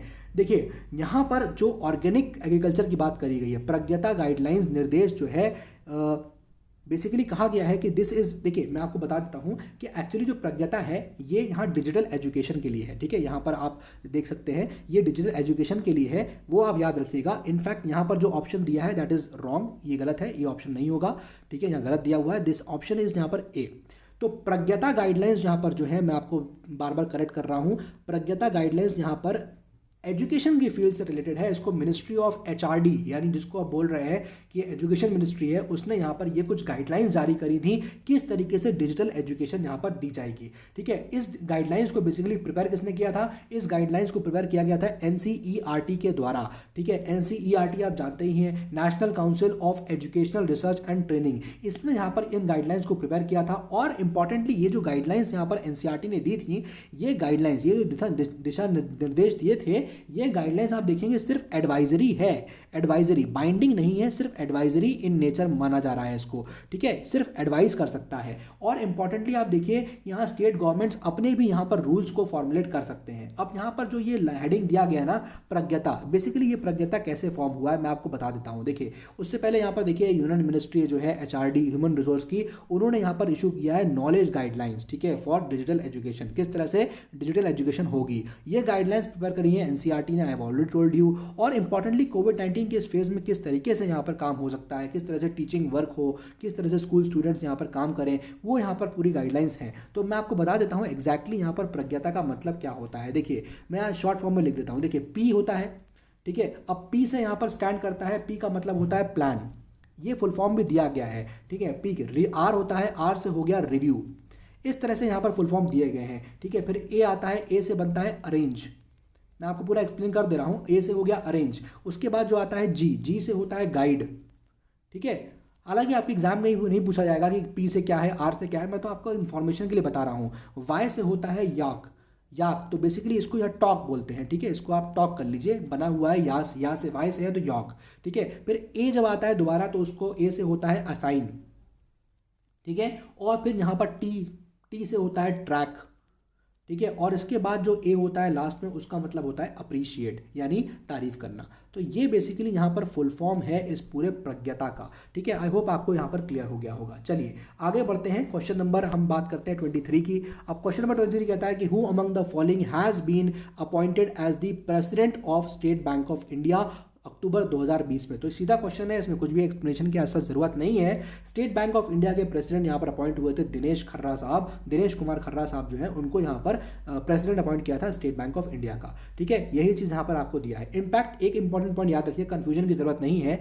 दिनेश खर्रा को यहाँ अपॉइंट किया गया chairman of the state Bank of India and उन्होंने यहाँ रजनीश कुमार को रिप्लेस किया है, ठीक है। तो ये भी एक पॉइंट है जो आप इसको थोड़ा सा याद रखिएगा, आपको यहाँ पर नाम जो है याद रखना है, ठीक है। चलिए आगे बढ़ते हैं, क्वेश्चन नंबर 24 की बात करते हैं हम लोग। क्वेश्चन नंबर 24 कह रहा है in which of the following areas largest natural gas का रिजर्व मिलेगा of all time has been recently announced. कहाँ पर यह अनाउंस किया गया है कि हमको सबसे ज़्यादा लार्जेस्ट यहाँ पर नेचुरल गैस का रिजर्व मिल गया है? तो इसका आंसर है यहाँ पर ब्लैक सी। तो ब्लैक सी में भी रिसेंटली पता चला है कि लार्जेस्ट नेचुरल गैस का रिजर्व मिला है। लेकिन हमारे एग्जाम के पर्सपेक्टिव से हमको यहाँ पर और चीज़ें भी पता होनी चाहिए। लेकिन मैं पहले आपको बता दूँ इसी क्वेश्चन के बारे में कि जो प्रेसिडेंट है टर्की के, रिसेंटली उन्होंने यहाँ पर अनाउंसमेंट किया था कि उनको लार्जेस्ट नेचुरल गैस रिजर्व मिल गया है ब्लैक सी में। तो बेसिकली यहाँ पर है क्या, वो चीज़ आप समझ लीजिए। देखिए है हुआ क्या, बेसिकली टर्की और आप अगर आप देखेंगे यहाँ पर एक टर्की का बेसिकली काफ़ी ज़्यादा विवाद हो गया था दूसरे पार्ट में, मतलब एक तरफ टर्की के ब्लैक सी होता है, दूसरी तरफ आपको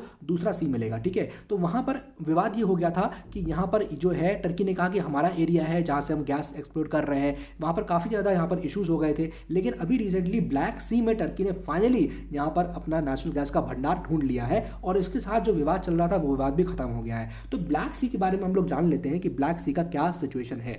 देखिए ब्लैक सी की बात मैं आपसे करूँगा तो ब्लैक सी एक तरीके से क्लोज्ड है, थोड़ा सा जुड़ा हुआ है। यहाँ पर आपको थोड़ा सा मिलेगा कि जुड़ा हुआ है, मैं बता देता हूँ आपको। ये एक मार्जिनल सी है बेसिकली जो अटलांटिक ओशन का है, ठीक है। ये एक सी है जो अटलांटिक ओशन का है और ये लाई करता है यूरोप और एशिया में, ठीक है। ईस्ट ऑफ बाल्कन्स, बाल्कन्स के आपको ईस्ट में मिलेगा, मतलब बाल्कन्स आपको यहाँ कहीं मिल जाएंगे, ठीक है। बाल्कन्स के ईस्ट में मिलेगा, ठीक है। साउथ ईस्टर्न यूरोप में, इनफैक्ट आप देखोगे कि यहाँ पर और है वेस्ट ऑफ कॉकासस, मतलब जो यहाँ पर एक माउंटेन रेंज है कॉकासस बोलते हैं, वो यहाँ पर मिलेगी। तो कॉकासस माउंटेन रेंज के आपको इस साइड पे वेस्ट में आपको ये ब्लैक सी देखने को मिलेगा। ठीक है, अब आप इसके कंट्रीज देखिए तो Black Sea is basically bordered by Bulgaria मिलेगा आपको यहाँ पर, बल्गेरिया हो गया, जॉर्जिया हो गया, मैं एक्जैक्टली इसको लोकेट नहीं कर रहा हूँ, मैं बता रहा हूँ, बुल्गेरिया हो गया, सॉरी जॉर्जिया हो गया, इसके अलावा रोमानिया हो गया, then you have Russia here, ठीक है, रशिया हो गया, देन यू हैव टर्की हो गया, टर्की तो पूरा नीचे है, मतलब अगर ये ब्लैक सी है तो पूरा जो नीचे का एरिया है ये टर्की का ही एरिया होता है। ठीक है, टर्की हो गया, इसके अलावा यूक्रेन होगा, यूक्रेन आपको ऊपर मिल जाएगा। ठीक है, ये सब कंट्रीज जो है इसको बॉर्डर करते हैं। अब अल्टीमेटली ब्लैक सी जो है ये ड्रेन कर जाता है जाके मेडिटेरेनियन सी में। ये एक बहुत ही इंपॉर्टेंट फैक्ट है जो आपको याद होना चाहिए। मेडिटेरेनियन सी में यहाँ पर जाके ये ड्रेन करेगा, और कैसे ड्रेन करता है, ये कनेक्ट होता है मेडिटेरेनियन सी से थ्रू अ स्ट्रेट जिसको हम लोग बोलते हैं टर्किश स्ट्रेट। ठीक है, टर्किश स्ट्रेट से आप देखेंगे तो यहाँ पर ये कनेक्ट होता है, और टर्किश स्ट्रेट से ये यहाँ ड्रेन कर जाता है मेडिटेरेनियन सी में। ठीक है, और साथ में यहाँ पर जब ये होता है एक सी यहाँ पर और आता है जिसको हम लोग बोलते हैं एजियन सी, तो ये भी काफ़ी इंपॉर्टेंट है। ठीक है, हालांकि मैं आपको यहाँ पर एक मैप लगा देता तो बहुत अच्छा हो जाता, लेकिन फिर भी आप एक बार उसको गूगल पर देख लीजिएगा जाके कि एजियन सी भी वहाँ पर आपको देखने को मिलेगा। और यहाँ पर एक बहुत ही इंपॉर्टेंट स्टेट आता है, एक बार क्वेश्चन में आ भी चुका है, and that is called as Bosporus strait. ठीक है, बोस्पोरस स्ट्रेट, ये जो आपको दिख रहा है बोस्पोरस स्ट्रेट दिख रहा है, ये बेसिकली कनेक्ट करता है सी ऑफ मरमरा। ठीक है, सी है एक सी ऑफ यहाँ पर मरमरा, इसको बेसिकली यहाँ कनेक्ट करता है किससे, विच ये मतलब सी ऑफ मरमरा से कनेक्ट करता है, और सी ऑफ मरमरा जो है वो कनेक्ट कर देता है एजियन सी से। तो ये इस तरह का साइकिल चलता है, और ये जो कनेक्टिविटी है सी ऑफ मरमरा की एजियन सी से, यहाँ पर भी एक स्ट्रेट है जिसको हम लोग बोलते हैं strait of Dardanelles. Very very important, again ये सारे ही आपको याद होने चाहिए, डार्डनलीज। ठीक है, इससे यहाँ पर कनेक्टिविटी होती है।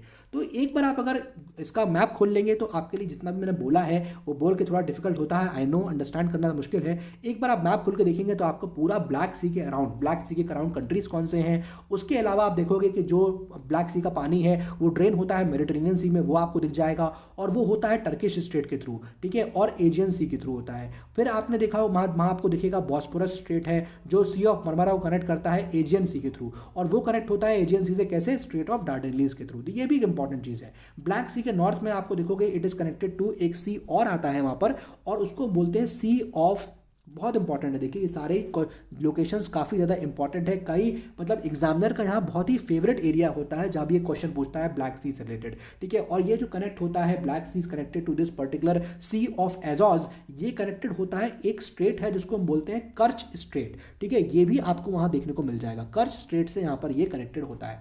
तो देखिए ये एरिया ब्लैक सी का हो गया, कुछ गल्फ कंट्रीज के एरिया हो गए। यहाँ एग्जामिनर का बहुत ही फेवरेट एरिया होता है, यहाँ से कई बार ऐसे क्वेश्चन पूछे जाते हैं, और कुछ भी यहाँ से आपको एरिया लोकेशन पूछ सकता है। ठीक है, तो आपको सबके लिए तैयार होना है। ठीक है, चलिए आगे बढ़ते हैं, क्वेश्चन नंबर 25 के बारे में बात करते हैं। अब यहाँ पर एक सीधा सवाल है, who among the following was awarded United nation Nelson Mandela award 2020, किसको यहाँ पर अवार्ड किया गया है? तो इसका आंसर है मोरिसना कोएट। अब इसका स्पेलिंग एक्चुअली यहाँ पर गलत है, मैं आपको बता देता हूँ। इसकी स्पेलिंग एक्चुअली इंग्लिश में लिखी जाती है KOUYATE।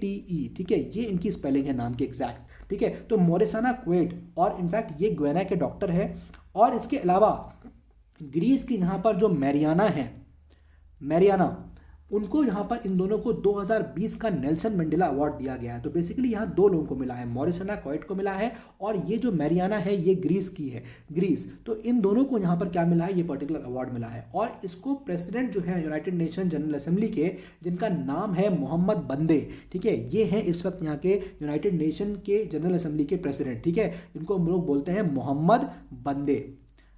नाम तो इनका और भी बड़ा है, आगे इनके लिखा हुआ है तिज्जानी, एक्चुअली तिज्जानी मोहम्मद बंदे, he is the president of the United nation general assembly. उन्होंने ये पर्टिकुलर अवार्ड का अनाउंसमेंट किया था, और उसके तहत यहाँ पर ये किसको दिया जाता है, उनको दिया जाता है जो बेसिकली अपनी लाइफ को डेडिकेट कर देते हैं ह्यूमैनिटी की सर्विस करने के लिए। तो बेसिकली ह्यूमैनिटी के सर्विसेज के लिए जो लोग बहुत ज़्यादा डेडिकेट होते हैं उनको यहाँ पर ये अवार्ड दिया जाता है। तो आई होप आपको ये अवार्ड के बारे में काफ़ी इंफॉर्मेशन मिल गई। यहीं पर वो चीज़ लिखी हुई है, यहाँ पर लिखा है कि यूएन का नेल्सन मंडेला अवार्ड 2020 ये कन्फर किया गया था मॉरिसाना कोएट, यहाँ स्पेलिंग ठीक कर लीजिएगा, गुआना की, और यहाँ पर मैरियाना वर्डिनोसिस ऑफ ग्रीस, ठीक है, ये नाम कैसे प्रोनाउंस होगा ऊपर वाला ही जाने। This award is given every year, हर 5 साल में अवार्ड दिया जाता है, और चूंकि हर 5 साल में दिया जाता है, अगर इस साल दिया गया है तो आपके एग्जाम के पर्सपेक्टिव से ये बहुत ज़्यादा इंपॉर्टेंट हो जाता है, ठीक है, तो इसका ध्यान रखिएगा, ये काफ़ी ज़्यादा इंपॉर्टेंट क्वेश्चन है। चलिए क्वेश्चन नंबर 26 की तरफ बढ़ते हैं। क्वेश्चन नंबर 26 कह रहा है on which day was the fifth world conference of the speakers of parliament held. ये 5वीं जो वर्ल्ड कॉन्फ्रेंस हुई थी स्पीकर्स ऑफ पार्लियामेंट की, कब हुई थी, तो इसका आंसर है 19 अगस्त। डेट्स आपको यहाँ पर काफ़ी टफ होता है आई नो, लेकिन कुछ क्वेश्चंस का तो आपको याद करना ही पड़ेगा, ठीक है। तो यहाँ पर देखिए जो 5th वर्ल्ड कॉन्फ्रेंस हुआ था स्पीकर्स का ऑफ पार्लियामेंट, इसको हेल्ड किया गया था 19 और 20 अगस्त को, ठीक है। तो ये चीज़ थोड़ा याद रखिएगा यहाँ पर। अब मैं आपको इसके बारे में बता देता हूँ। तो देखिए यहाँ पर ये जो इस बार हुआ था, ये कॉन्फ्रेंस हुआ था, ये बेसिकली ऑब्वियसली कोरोना की वजह से ये एक वर्चुअल कॉन्फ्रेंस था, ठीक है, वर्चुअली ये कॉन्फ्रेंस हुआ था, और बेसिकली ये एक आप देखेंगे this is something inter parliamentary union कहलाता है, ठीक है, एक है इंटर पार्लियामेंट्री यूनियन, IPU कहा जाता है इसको, ठीक है, इंटर पार्लियामेंट्री यूनियन, ये आपको जेनेवा में देखने को मिलेगा इन्होंने। और इसके अलावा पार्लियामेंट और जो ऑस्ट्रिया है, जो ऑस्ट्रिया का पार्लियामेंट है, पार्लियामेंट ऑफ ऑस्ट्रिया, मैं आपको बता रहा हूँ उसके बारे में। देखिए अभी जो पार्लियामेंट ऑफ ऑस्ट्रिया है और जो IPU है इंटर पार्लियामेंट्री यूनियन, इन लोगों ने यहाँ पर ऑर्गेनाइज किया था 2 दिन का कॉन्फ्रेंस, यूनाइटेड नेशंस के सपोर्ट से किया गया था। ये भी याद रखिएगा कि UN का सपोर्ट यहाँ पर था, ठीक है। तो ये जो कॉन्फ्रेंस हेल्ड हुई है जिसमें पार्लियामेंट्री लीडरशिप, मतलब क्या थीम था इसका थीम बेसिकली था कि जो पार्लियामेंट्री लीडरशिप है उसको किस तरह से हम और इफेक्टिव कर सकते हैं इस मल्टीलैटरलिज्म में, ताकि हम बहुत ही पीस और सस्टेनेबल डेवलपमेंट की तरह हम अपने पीपल और अपने प्लैनेट को यहाँ पर डेवलप कर सके, ठीक है। इंडिया की तरफ से बात करें तो यहाँ पर हमारे लोकसभा स्पीकर जो है ओम बिरला जी, आई एम श्योर आपने इनका नाम सुना होगा, आप इनके बारे में जानते भी होंगे। तो ओम बिरला जी हमारे लोकसभा के स्पीकर है, उन्होंने यहाँ पर इस पर्टिकुलर सेरेमनी में यहाँ पर कॉन्फ्रेंस में पार्टिसिपेट किया था, ठीक है। तो ये चीज़ यहाँ पर पूरी होती है। चलिए क्वेश्चन नंबर 27 की बात करें। क्वेश्चन नंबर 27 बेसिकली यहाँ पर कह रहा है which of the following place is the judicial capital of Andhra Pradesh. अब देखिए आंध्र प्रदेश में ऐसा, अच्छा पहले क्वेश्चन सॉल्व कर लेते हैं, जुडिशियल कैपिटल कौन सी है आंध्र प्रदेश की, तो यहाँ पर सीधा सीधा आंसर है कुरनूल। अब मैं आपको इसके बारे में बता देता हूँ। देखिए आंध्र प्रदेश के बारे में आपको पता होगा, आंध्र प्रदेश जो है हमारा बेसिकली 7th लार्जेस्ट जो हमारा स्टेट है बाय एरिया, ठीक है, 7th लार्जेस्ट है हमारा, अगर हम एरिया वाइज बात करते हैं, ठीक है। दूसरी बात यह है कि इसका जो कोस्ट लाइन है आंध्र प्रदेश का, एक तो ये कंफ्यूज नहीं होना है कि तेलंगाना जो है वो बे ऑफ बंगाल से लगता है कि आंध्र प्रदेश, तो यहाँ पर जो आंध्र प्रदेश है वो लगता है, और उसकी जो कोस्ट लाइन है वो 2nd लार्जेस्ट कोस्ट लाइन है, 2nd लार्जेस्ट, मतलब सबसे बड़ी कोस्ट लाइन अगर देखेंगे तो गुजरात की है, और गुजरात के बाद यहाँ पर आंध्र प्रदेश की यहाँ पर 2nd लार्जेस्ट है।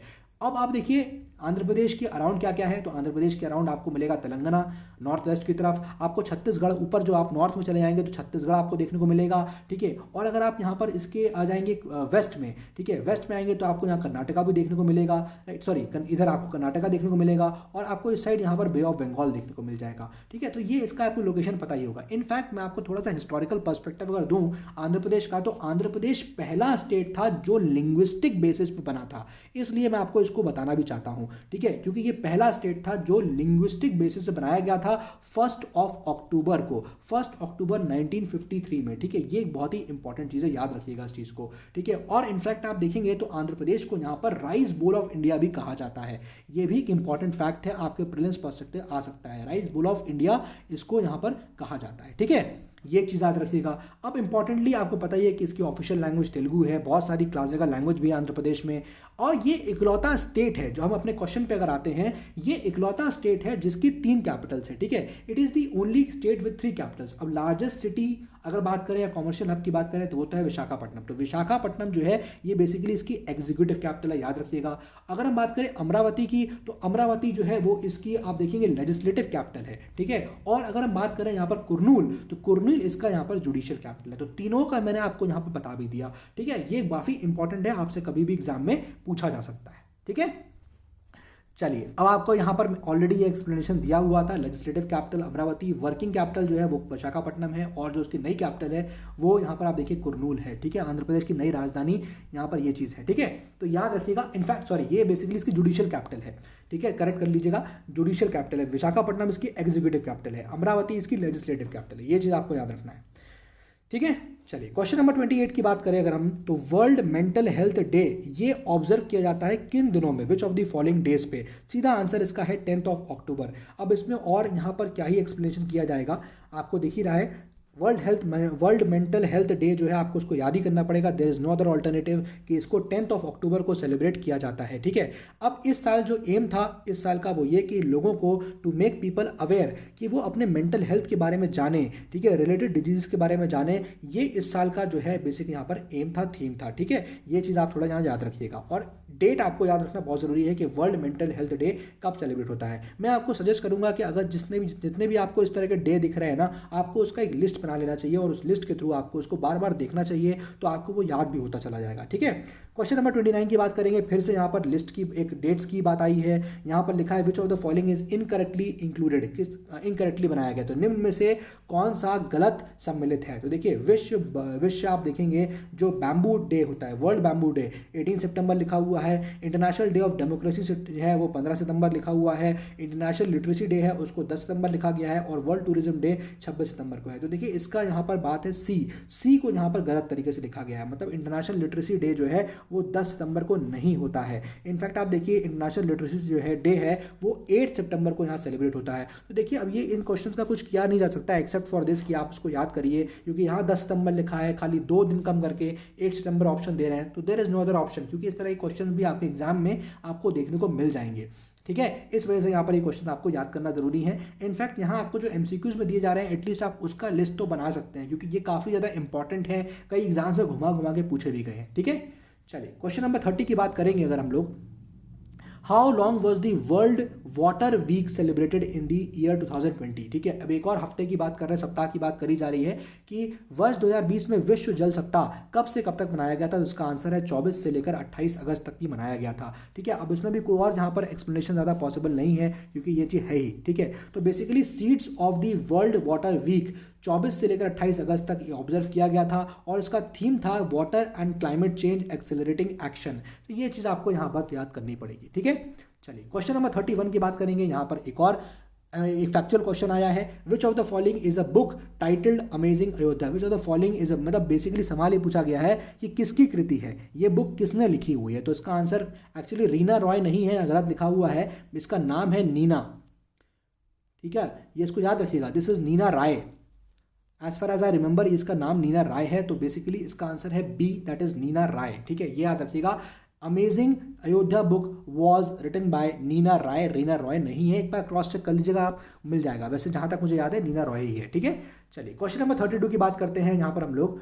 अब है क्वेश्चन 32 कह रहा है which is the first country to register the कोविड-19 वैक्सीन। तो पहला कंट्री कौन सा था जिसने कोविड-19 की वैक्सीन को रजिस्टर कर दिया था। तो देखिए यहाँ पर सीधा आंसर है रशिया। आप सब लोग जानते ही होंगे, इसके बारे में कौन नहीं जानता है। तो रशिया यहाँ पर क्या है, पहला कंट्री था जिसने कोविड-19 की वैक्सीन को रजिस्टर किया था और उसका नाम है स्पुतनिक 5। इसका नाम है स्पुतनिक 5, ये याद रखिएगा। अब यहाँ पर क्या है कि देखिए जो डीएनए का के हिसाब से देखें अगर, तो सार्स CoV-2 का जो एडिनो वायरस है, ठीक है, देखिए मैं आपको बता रहा हूँ कि जो सार्स CoV-2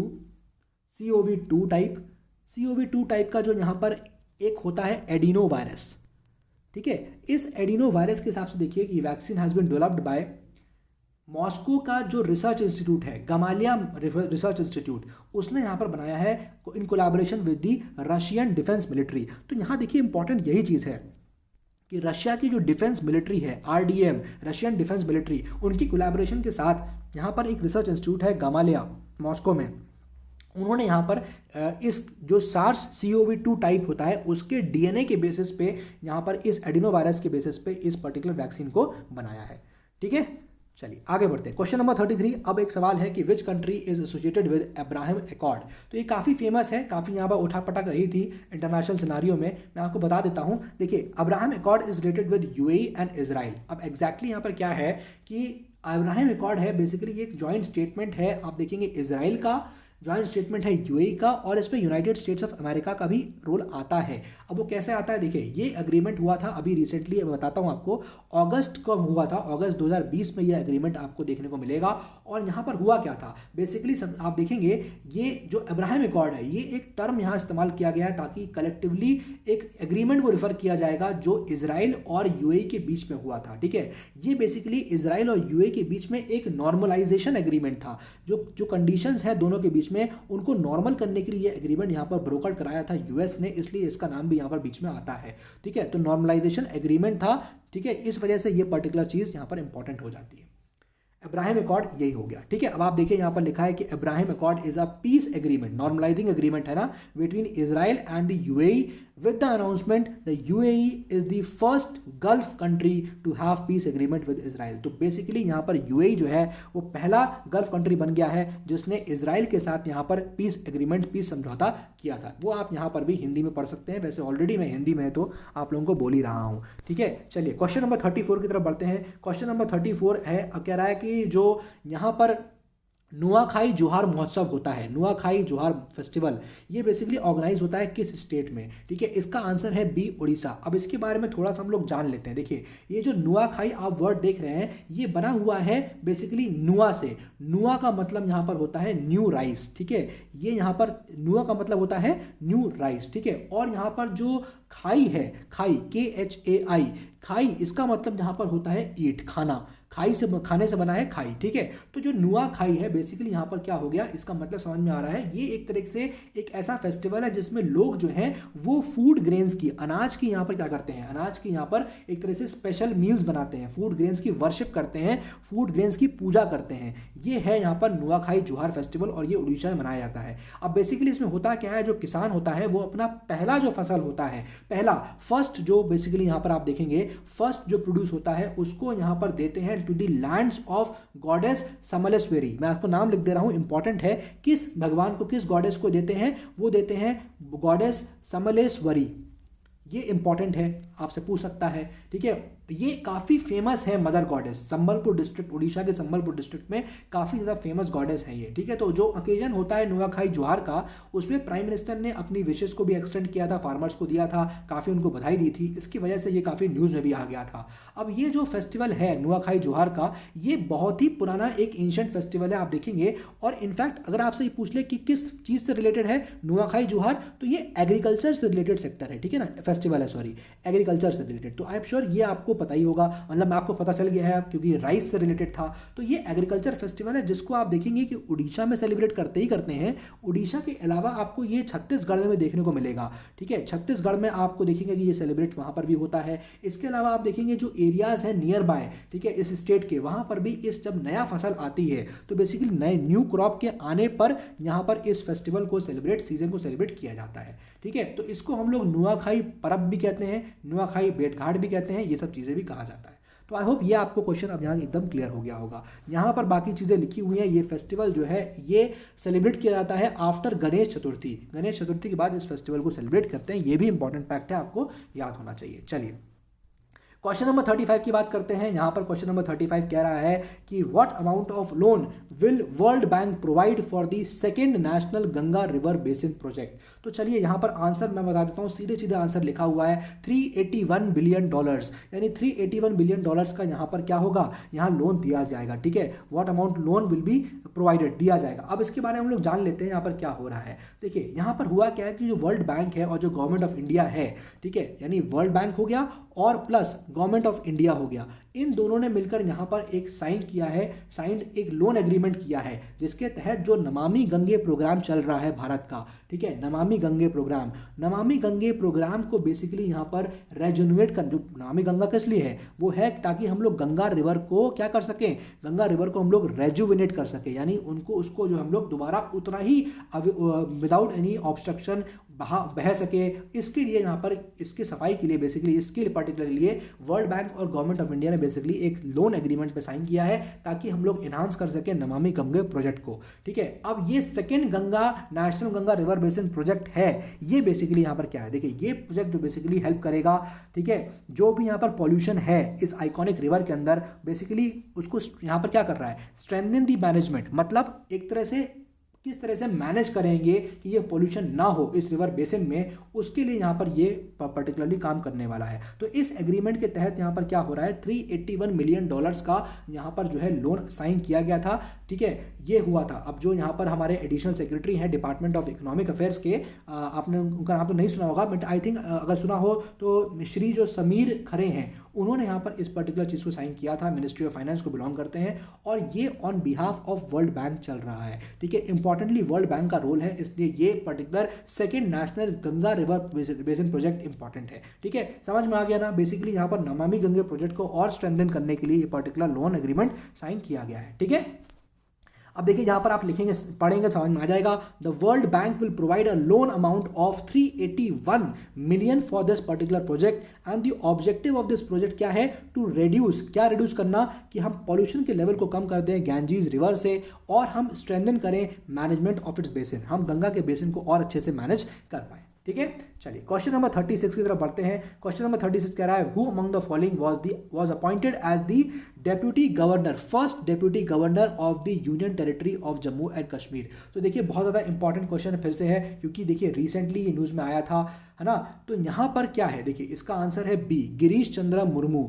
ये यहाँ पर जो है इनको यहाँ अपॉइंट किया गया है, ये पहले डेप्यूटी गवर्नर हैं, याद रखिएगा, he is the first deputy governor union territory of Jammu and Kashmir के, union territory of Jammu and Kashmir के, ये चीज़ जरूर याद रखिएगा। ठीक है, अब देखिए यहाँ पर लिखा हुआ है कि गिरीश चंद्र मुर्मू जो है इनको इलेक्ट किया गया था पहले डेप्यूटी गवर्नर यूनियन टेरिटरी के जम्मू कश्मीर के, और इनफैक्ट आप देखिए मनोज सिन्हा जो हैं, आफ्टर दिस मनोज सिन्हा इनको अपॉइंट कर दिया गया था एज सेकंड लेफ्टिनेंट गवर्नर। तो पहले कौन थे, गिरीश चंद्र मुर्मू, और फिर उसके बाद ये फर्स्ट डिप्टी गवर्नर थे। ठीक है, याद रखिएगा, deputy governor of the union territory of Jammu and Kashmir, लेकिन उसके बाद मनोज सिन्हा इनको अपॉइंट किया गया था second lieutenant governor of the UT of Jammu and Kashmir. तो दोनों ही नाम यहाँ बहुत इंपॉर्टेंट है, क्योंकि ऑप्शन में आपको यहाँ पर दोनों ही नाम दिए थे, इसलिए कंफ्यूज नहीं होना है इस पर्टिकुलर चीज़ को लेकर यहीं पर, इसलिए क्वेश्चन इसको मैंने इतना एक्सप्लेनेशन किया है इसका। ठीक है, चलिए क्वेश्चन नंबर 37 की बात करते हैं। Which Bollywood actor has been appointed celebrity advocate for UNICEF's campaign for children's right hashtag for every child. तो यहाँ पर किस बॉलीवुड एक्टर को यहाँ पर रखा गया है, दैट इज आयुष्मान खुराना। अब देखिए यहाँ पर मैं आपको बताऊँ यूनिसेफ ने क्या किया है, यूनिसेफ इंडिया जो है बेसिकली उन्होंने यहाँ ये अनाउंसमेंट किया था कि आयुष्मान खुराना जो हैं उनको यहाँ पर रख लिया गया है, मतलब उनको एज सेलिब्रिटी एडवोकेट किया गया है कि वो चिल्ड्रन के राइट्स के कैंपेन, जो यहाँ कैंपेन चल रहा है फॉर एवरी राइट चाइल्ड, उसके लिए इनको यहाँ पर रखा गया है। तो खुराना बेसिकली जो आयुष्मान खुराना है वो सपोर्ट करेंगे इस वक्त यूनिसेफ को टूवर्ड्स, बेसिकली किस लिए यहाँ पर, towards ending violence against children. तो बेसिकली ये बेसिक आइडिया है कि जो वायलेंस हो रहा है अगेंस्ट दी चिल्ड्रन उसको यहाँ पर एंड करना है। ठीक है, ये चीज़ थोड़ा याद रखिएगा। तो यहाँ पर आप देख सकते हैं एक्सप्लेनेशन में कि Ayushmann Khurrana has been appointed as a celebrity advocate for UNICEF's campaign for children rights hashtag for every child.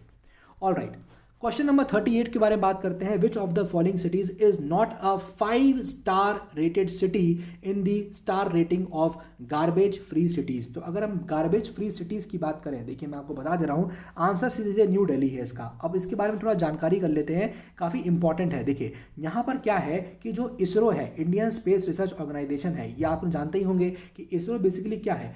अच्छा, इस क्वेश्चन में गलत बता रहा हूँ आपको मैं। देखिए यहाँ पर ये बात हो रही है 6 सिटीज़ की। ओके, तो यहाँ पर 6 सिटीज़ हैं, only 6 cities have been received 5-स्टार रेटिंग्स, यहाँ पर रेटिंग मिली है star rating of garbage free cities को लेकर। ठीक है, तो यहाँ पर कौन कौन से हैं वो, दैट इज अंबिकापुर, राजकोट, सूरत, मैसूर, इंदौर, नवी मुंबई और न्यू दिल्ली। इनको यहाँ पर ये 3-स्टार रेटिंग मिली है। तो बेसिकली यहाँ पर ये है कि ओनली 6 सिटीज़ जो है, 6 शहर हैं जिनको 5-स्टार रेटिंग मिली है in star rating of garbage free cities. ठीक है, ये चीज़ आपको यहाँ पर थोड़ा सा याद रखना पड़ेगा। ऑल राइट, तो इसका आंसर यहाँ पर क्या हो गया, new Delhi. New Delhi which of the following cities is not a five star rated city, कौन सा नहीं है, तो इसमें न्यू दिल्ली नहीं है। इसके अलावा अंबिकापुर, सूरत, नवी मुंबई, इसके अलावा राजकोट, आप देखेंगे इंदौर, ये सब जो है यहाँ पर 5-स्टार रेटिंग में आता है। तो ये क्वेश्चन आपके लिए इंपॉर्टेंट था। 5 सिटी कौन कौन से हो गए, अंबिकापुर याद रखिएगा, राजकोट हो गया, सूरत हो गया 3, मैसूर हो गया 4, इंदौर हो गया 5 और नवी मुंबई यहाँ 6। तो इन 6 में से यहाँ पर क्या है, only 6 cities have received the five-star rating मिला है। मतलब गार्बेज फ्री रहने में इन 6 शहरों को ही 5 स्टार मिला है, नई दिल्ली को इसमें 3-स्टार रेटिंग दी गई थी। ठीक है, चलिए आगे बढ़ते हैं। क्वेश्चन नंबर 39 के बारे में बात कर रहे हैं। Which of the following has been discovered by ISRO as a Sarabhai crater. ठीक है, साराभाई यहाँ पर ग्रेटर किसको यहाँ पर कहा गया है। तो बेसिकली अभी मैं आपको जो बताने लग गया था, एक्चुअली मेरा जो स्क्रीन है उसमें यहाँ कुछ और रिफ्लेक्ट होने लग गया था। Anyway, but which of the following has been discovered as by ISRO as Sarabhai crater. तो बेसिकली इसका आंसर है मून। तो यहाँ पर साराभाई क्रेटर की बात करें अगर, actually crater has been discovered by ISRO in the north eastern part of the moon. तो नॉर्थ ईस्टर्न पार्ट है, साराभाई क्रेटर है ये। साराभाई क्रेटर बेसिकली यहाँ पर जो आप देखेंगे जो मून का नॉर्थ ईस्टर्न पार्ट है वहाँ पर ये क्रेटर देखने को मिला है। ठीक है, तो यहाँ पर इससे पूछेगा कि विच of the following has discovered by ISRO, कौन सा डिस्कवर किया गया है, वो है मून पे। ठीक है, कहाँ डिस्कवर किया गया, वो है मून पे। चलिए आगे बढ़ते हैं, क्वेश्चन नंबर 40 की बात करते हैं। Which kharif crop has the maximum increase in the minimum support price in the year 2020-21। तो यहाँ पर सीधा सीधा आंसर है नाइजर सीड। ठीक है, नाइजर बीज जो है उनको यहाँ पर मैक्सिमम जो है सपोर्ट मिला है, एमएसपी मिला है, मिनिमम सपोर्ट प्राइस मिला है, इंक्रीज मतलब सबसे ज़्यादा बढ़ा किसका है, कौन सा खारिफ क्रॉप है जिसका मैक्सिमम इंक्रीज हुआ है एमएसपी में फॉर द ईयर 2020-21, वो है नाइजर सीड। तो बेसिकली यहाँ पर देखिए कि जो मिनिमम सपोर्ट प्राइस है नाइजर सीड का वो इंक्रीज हुआ है बाय अबाउट 755 रुपीज़। इतने पैसे से यहाँ पर इस चीज़ का इंक्रीमेंट हुआ है। ठीक है, तो ये सारा था। अच्छा, मैं आपको एक बात और बता दूं यहाँ पर खारिफ क्रॉप को लेकर, कि खारिफ क्रॉप्स को हम लोग यहाँ पर मॉनसून क्रॉप्स भी कहते हैं। ठीक है, इनको यहाँ पर हम लोग मॉनसून क्रॉप्स भी कहा जाता है। अब इसके अलावा यहाँ और जानकारी आपको ज़रूरी है कि जैसे देखिए ये जो क्रॉप्स है इनको बेसिकली हम लोग कब देते हैं, कब ग्रो करते हैं, इनको हम लोग मॉनसून सीजन में ग्रो करते हैं, रेनी सीजन में ग्रो करते हैं, इसलिए इनको मॉनसून क्रॉप्स भी कहते हैं। ठीक है, और इनका जो ग्रोइंग टाइम होता है वो होता है समवेयर जून से लेकर अक्टूबर के बीच में। ठीक है, इसमें ये ग्रो किए जाते हैं। और इसे अगर मैं आपको खारिफ क्रॉप्स एग्जांपल दूं तो जैसे हो गया पैडी हो गया, है ना, पैडी हो गया, इसके अलावा देखिए मेज हो गया।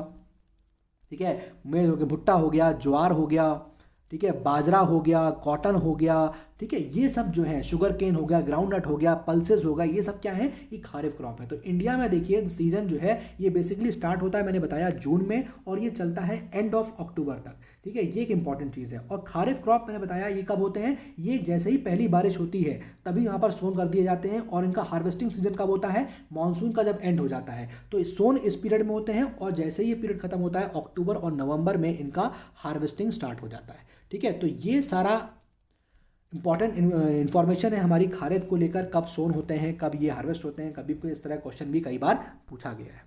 ठीक है, तो ये सारे 40 क्वेश्चन हमारे थे, ये पूरे कवर हो गए हैं। कोई अगर दिक्कत आपको हो तो नीचे दिए एड्रेस पे आप पूछ सकते हैं। Thank you so much for watching this.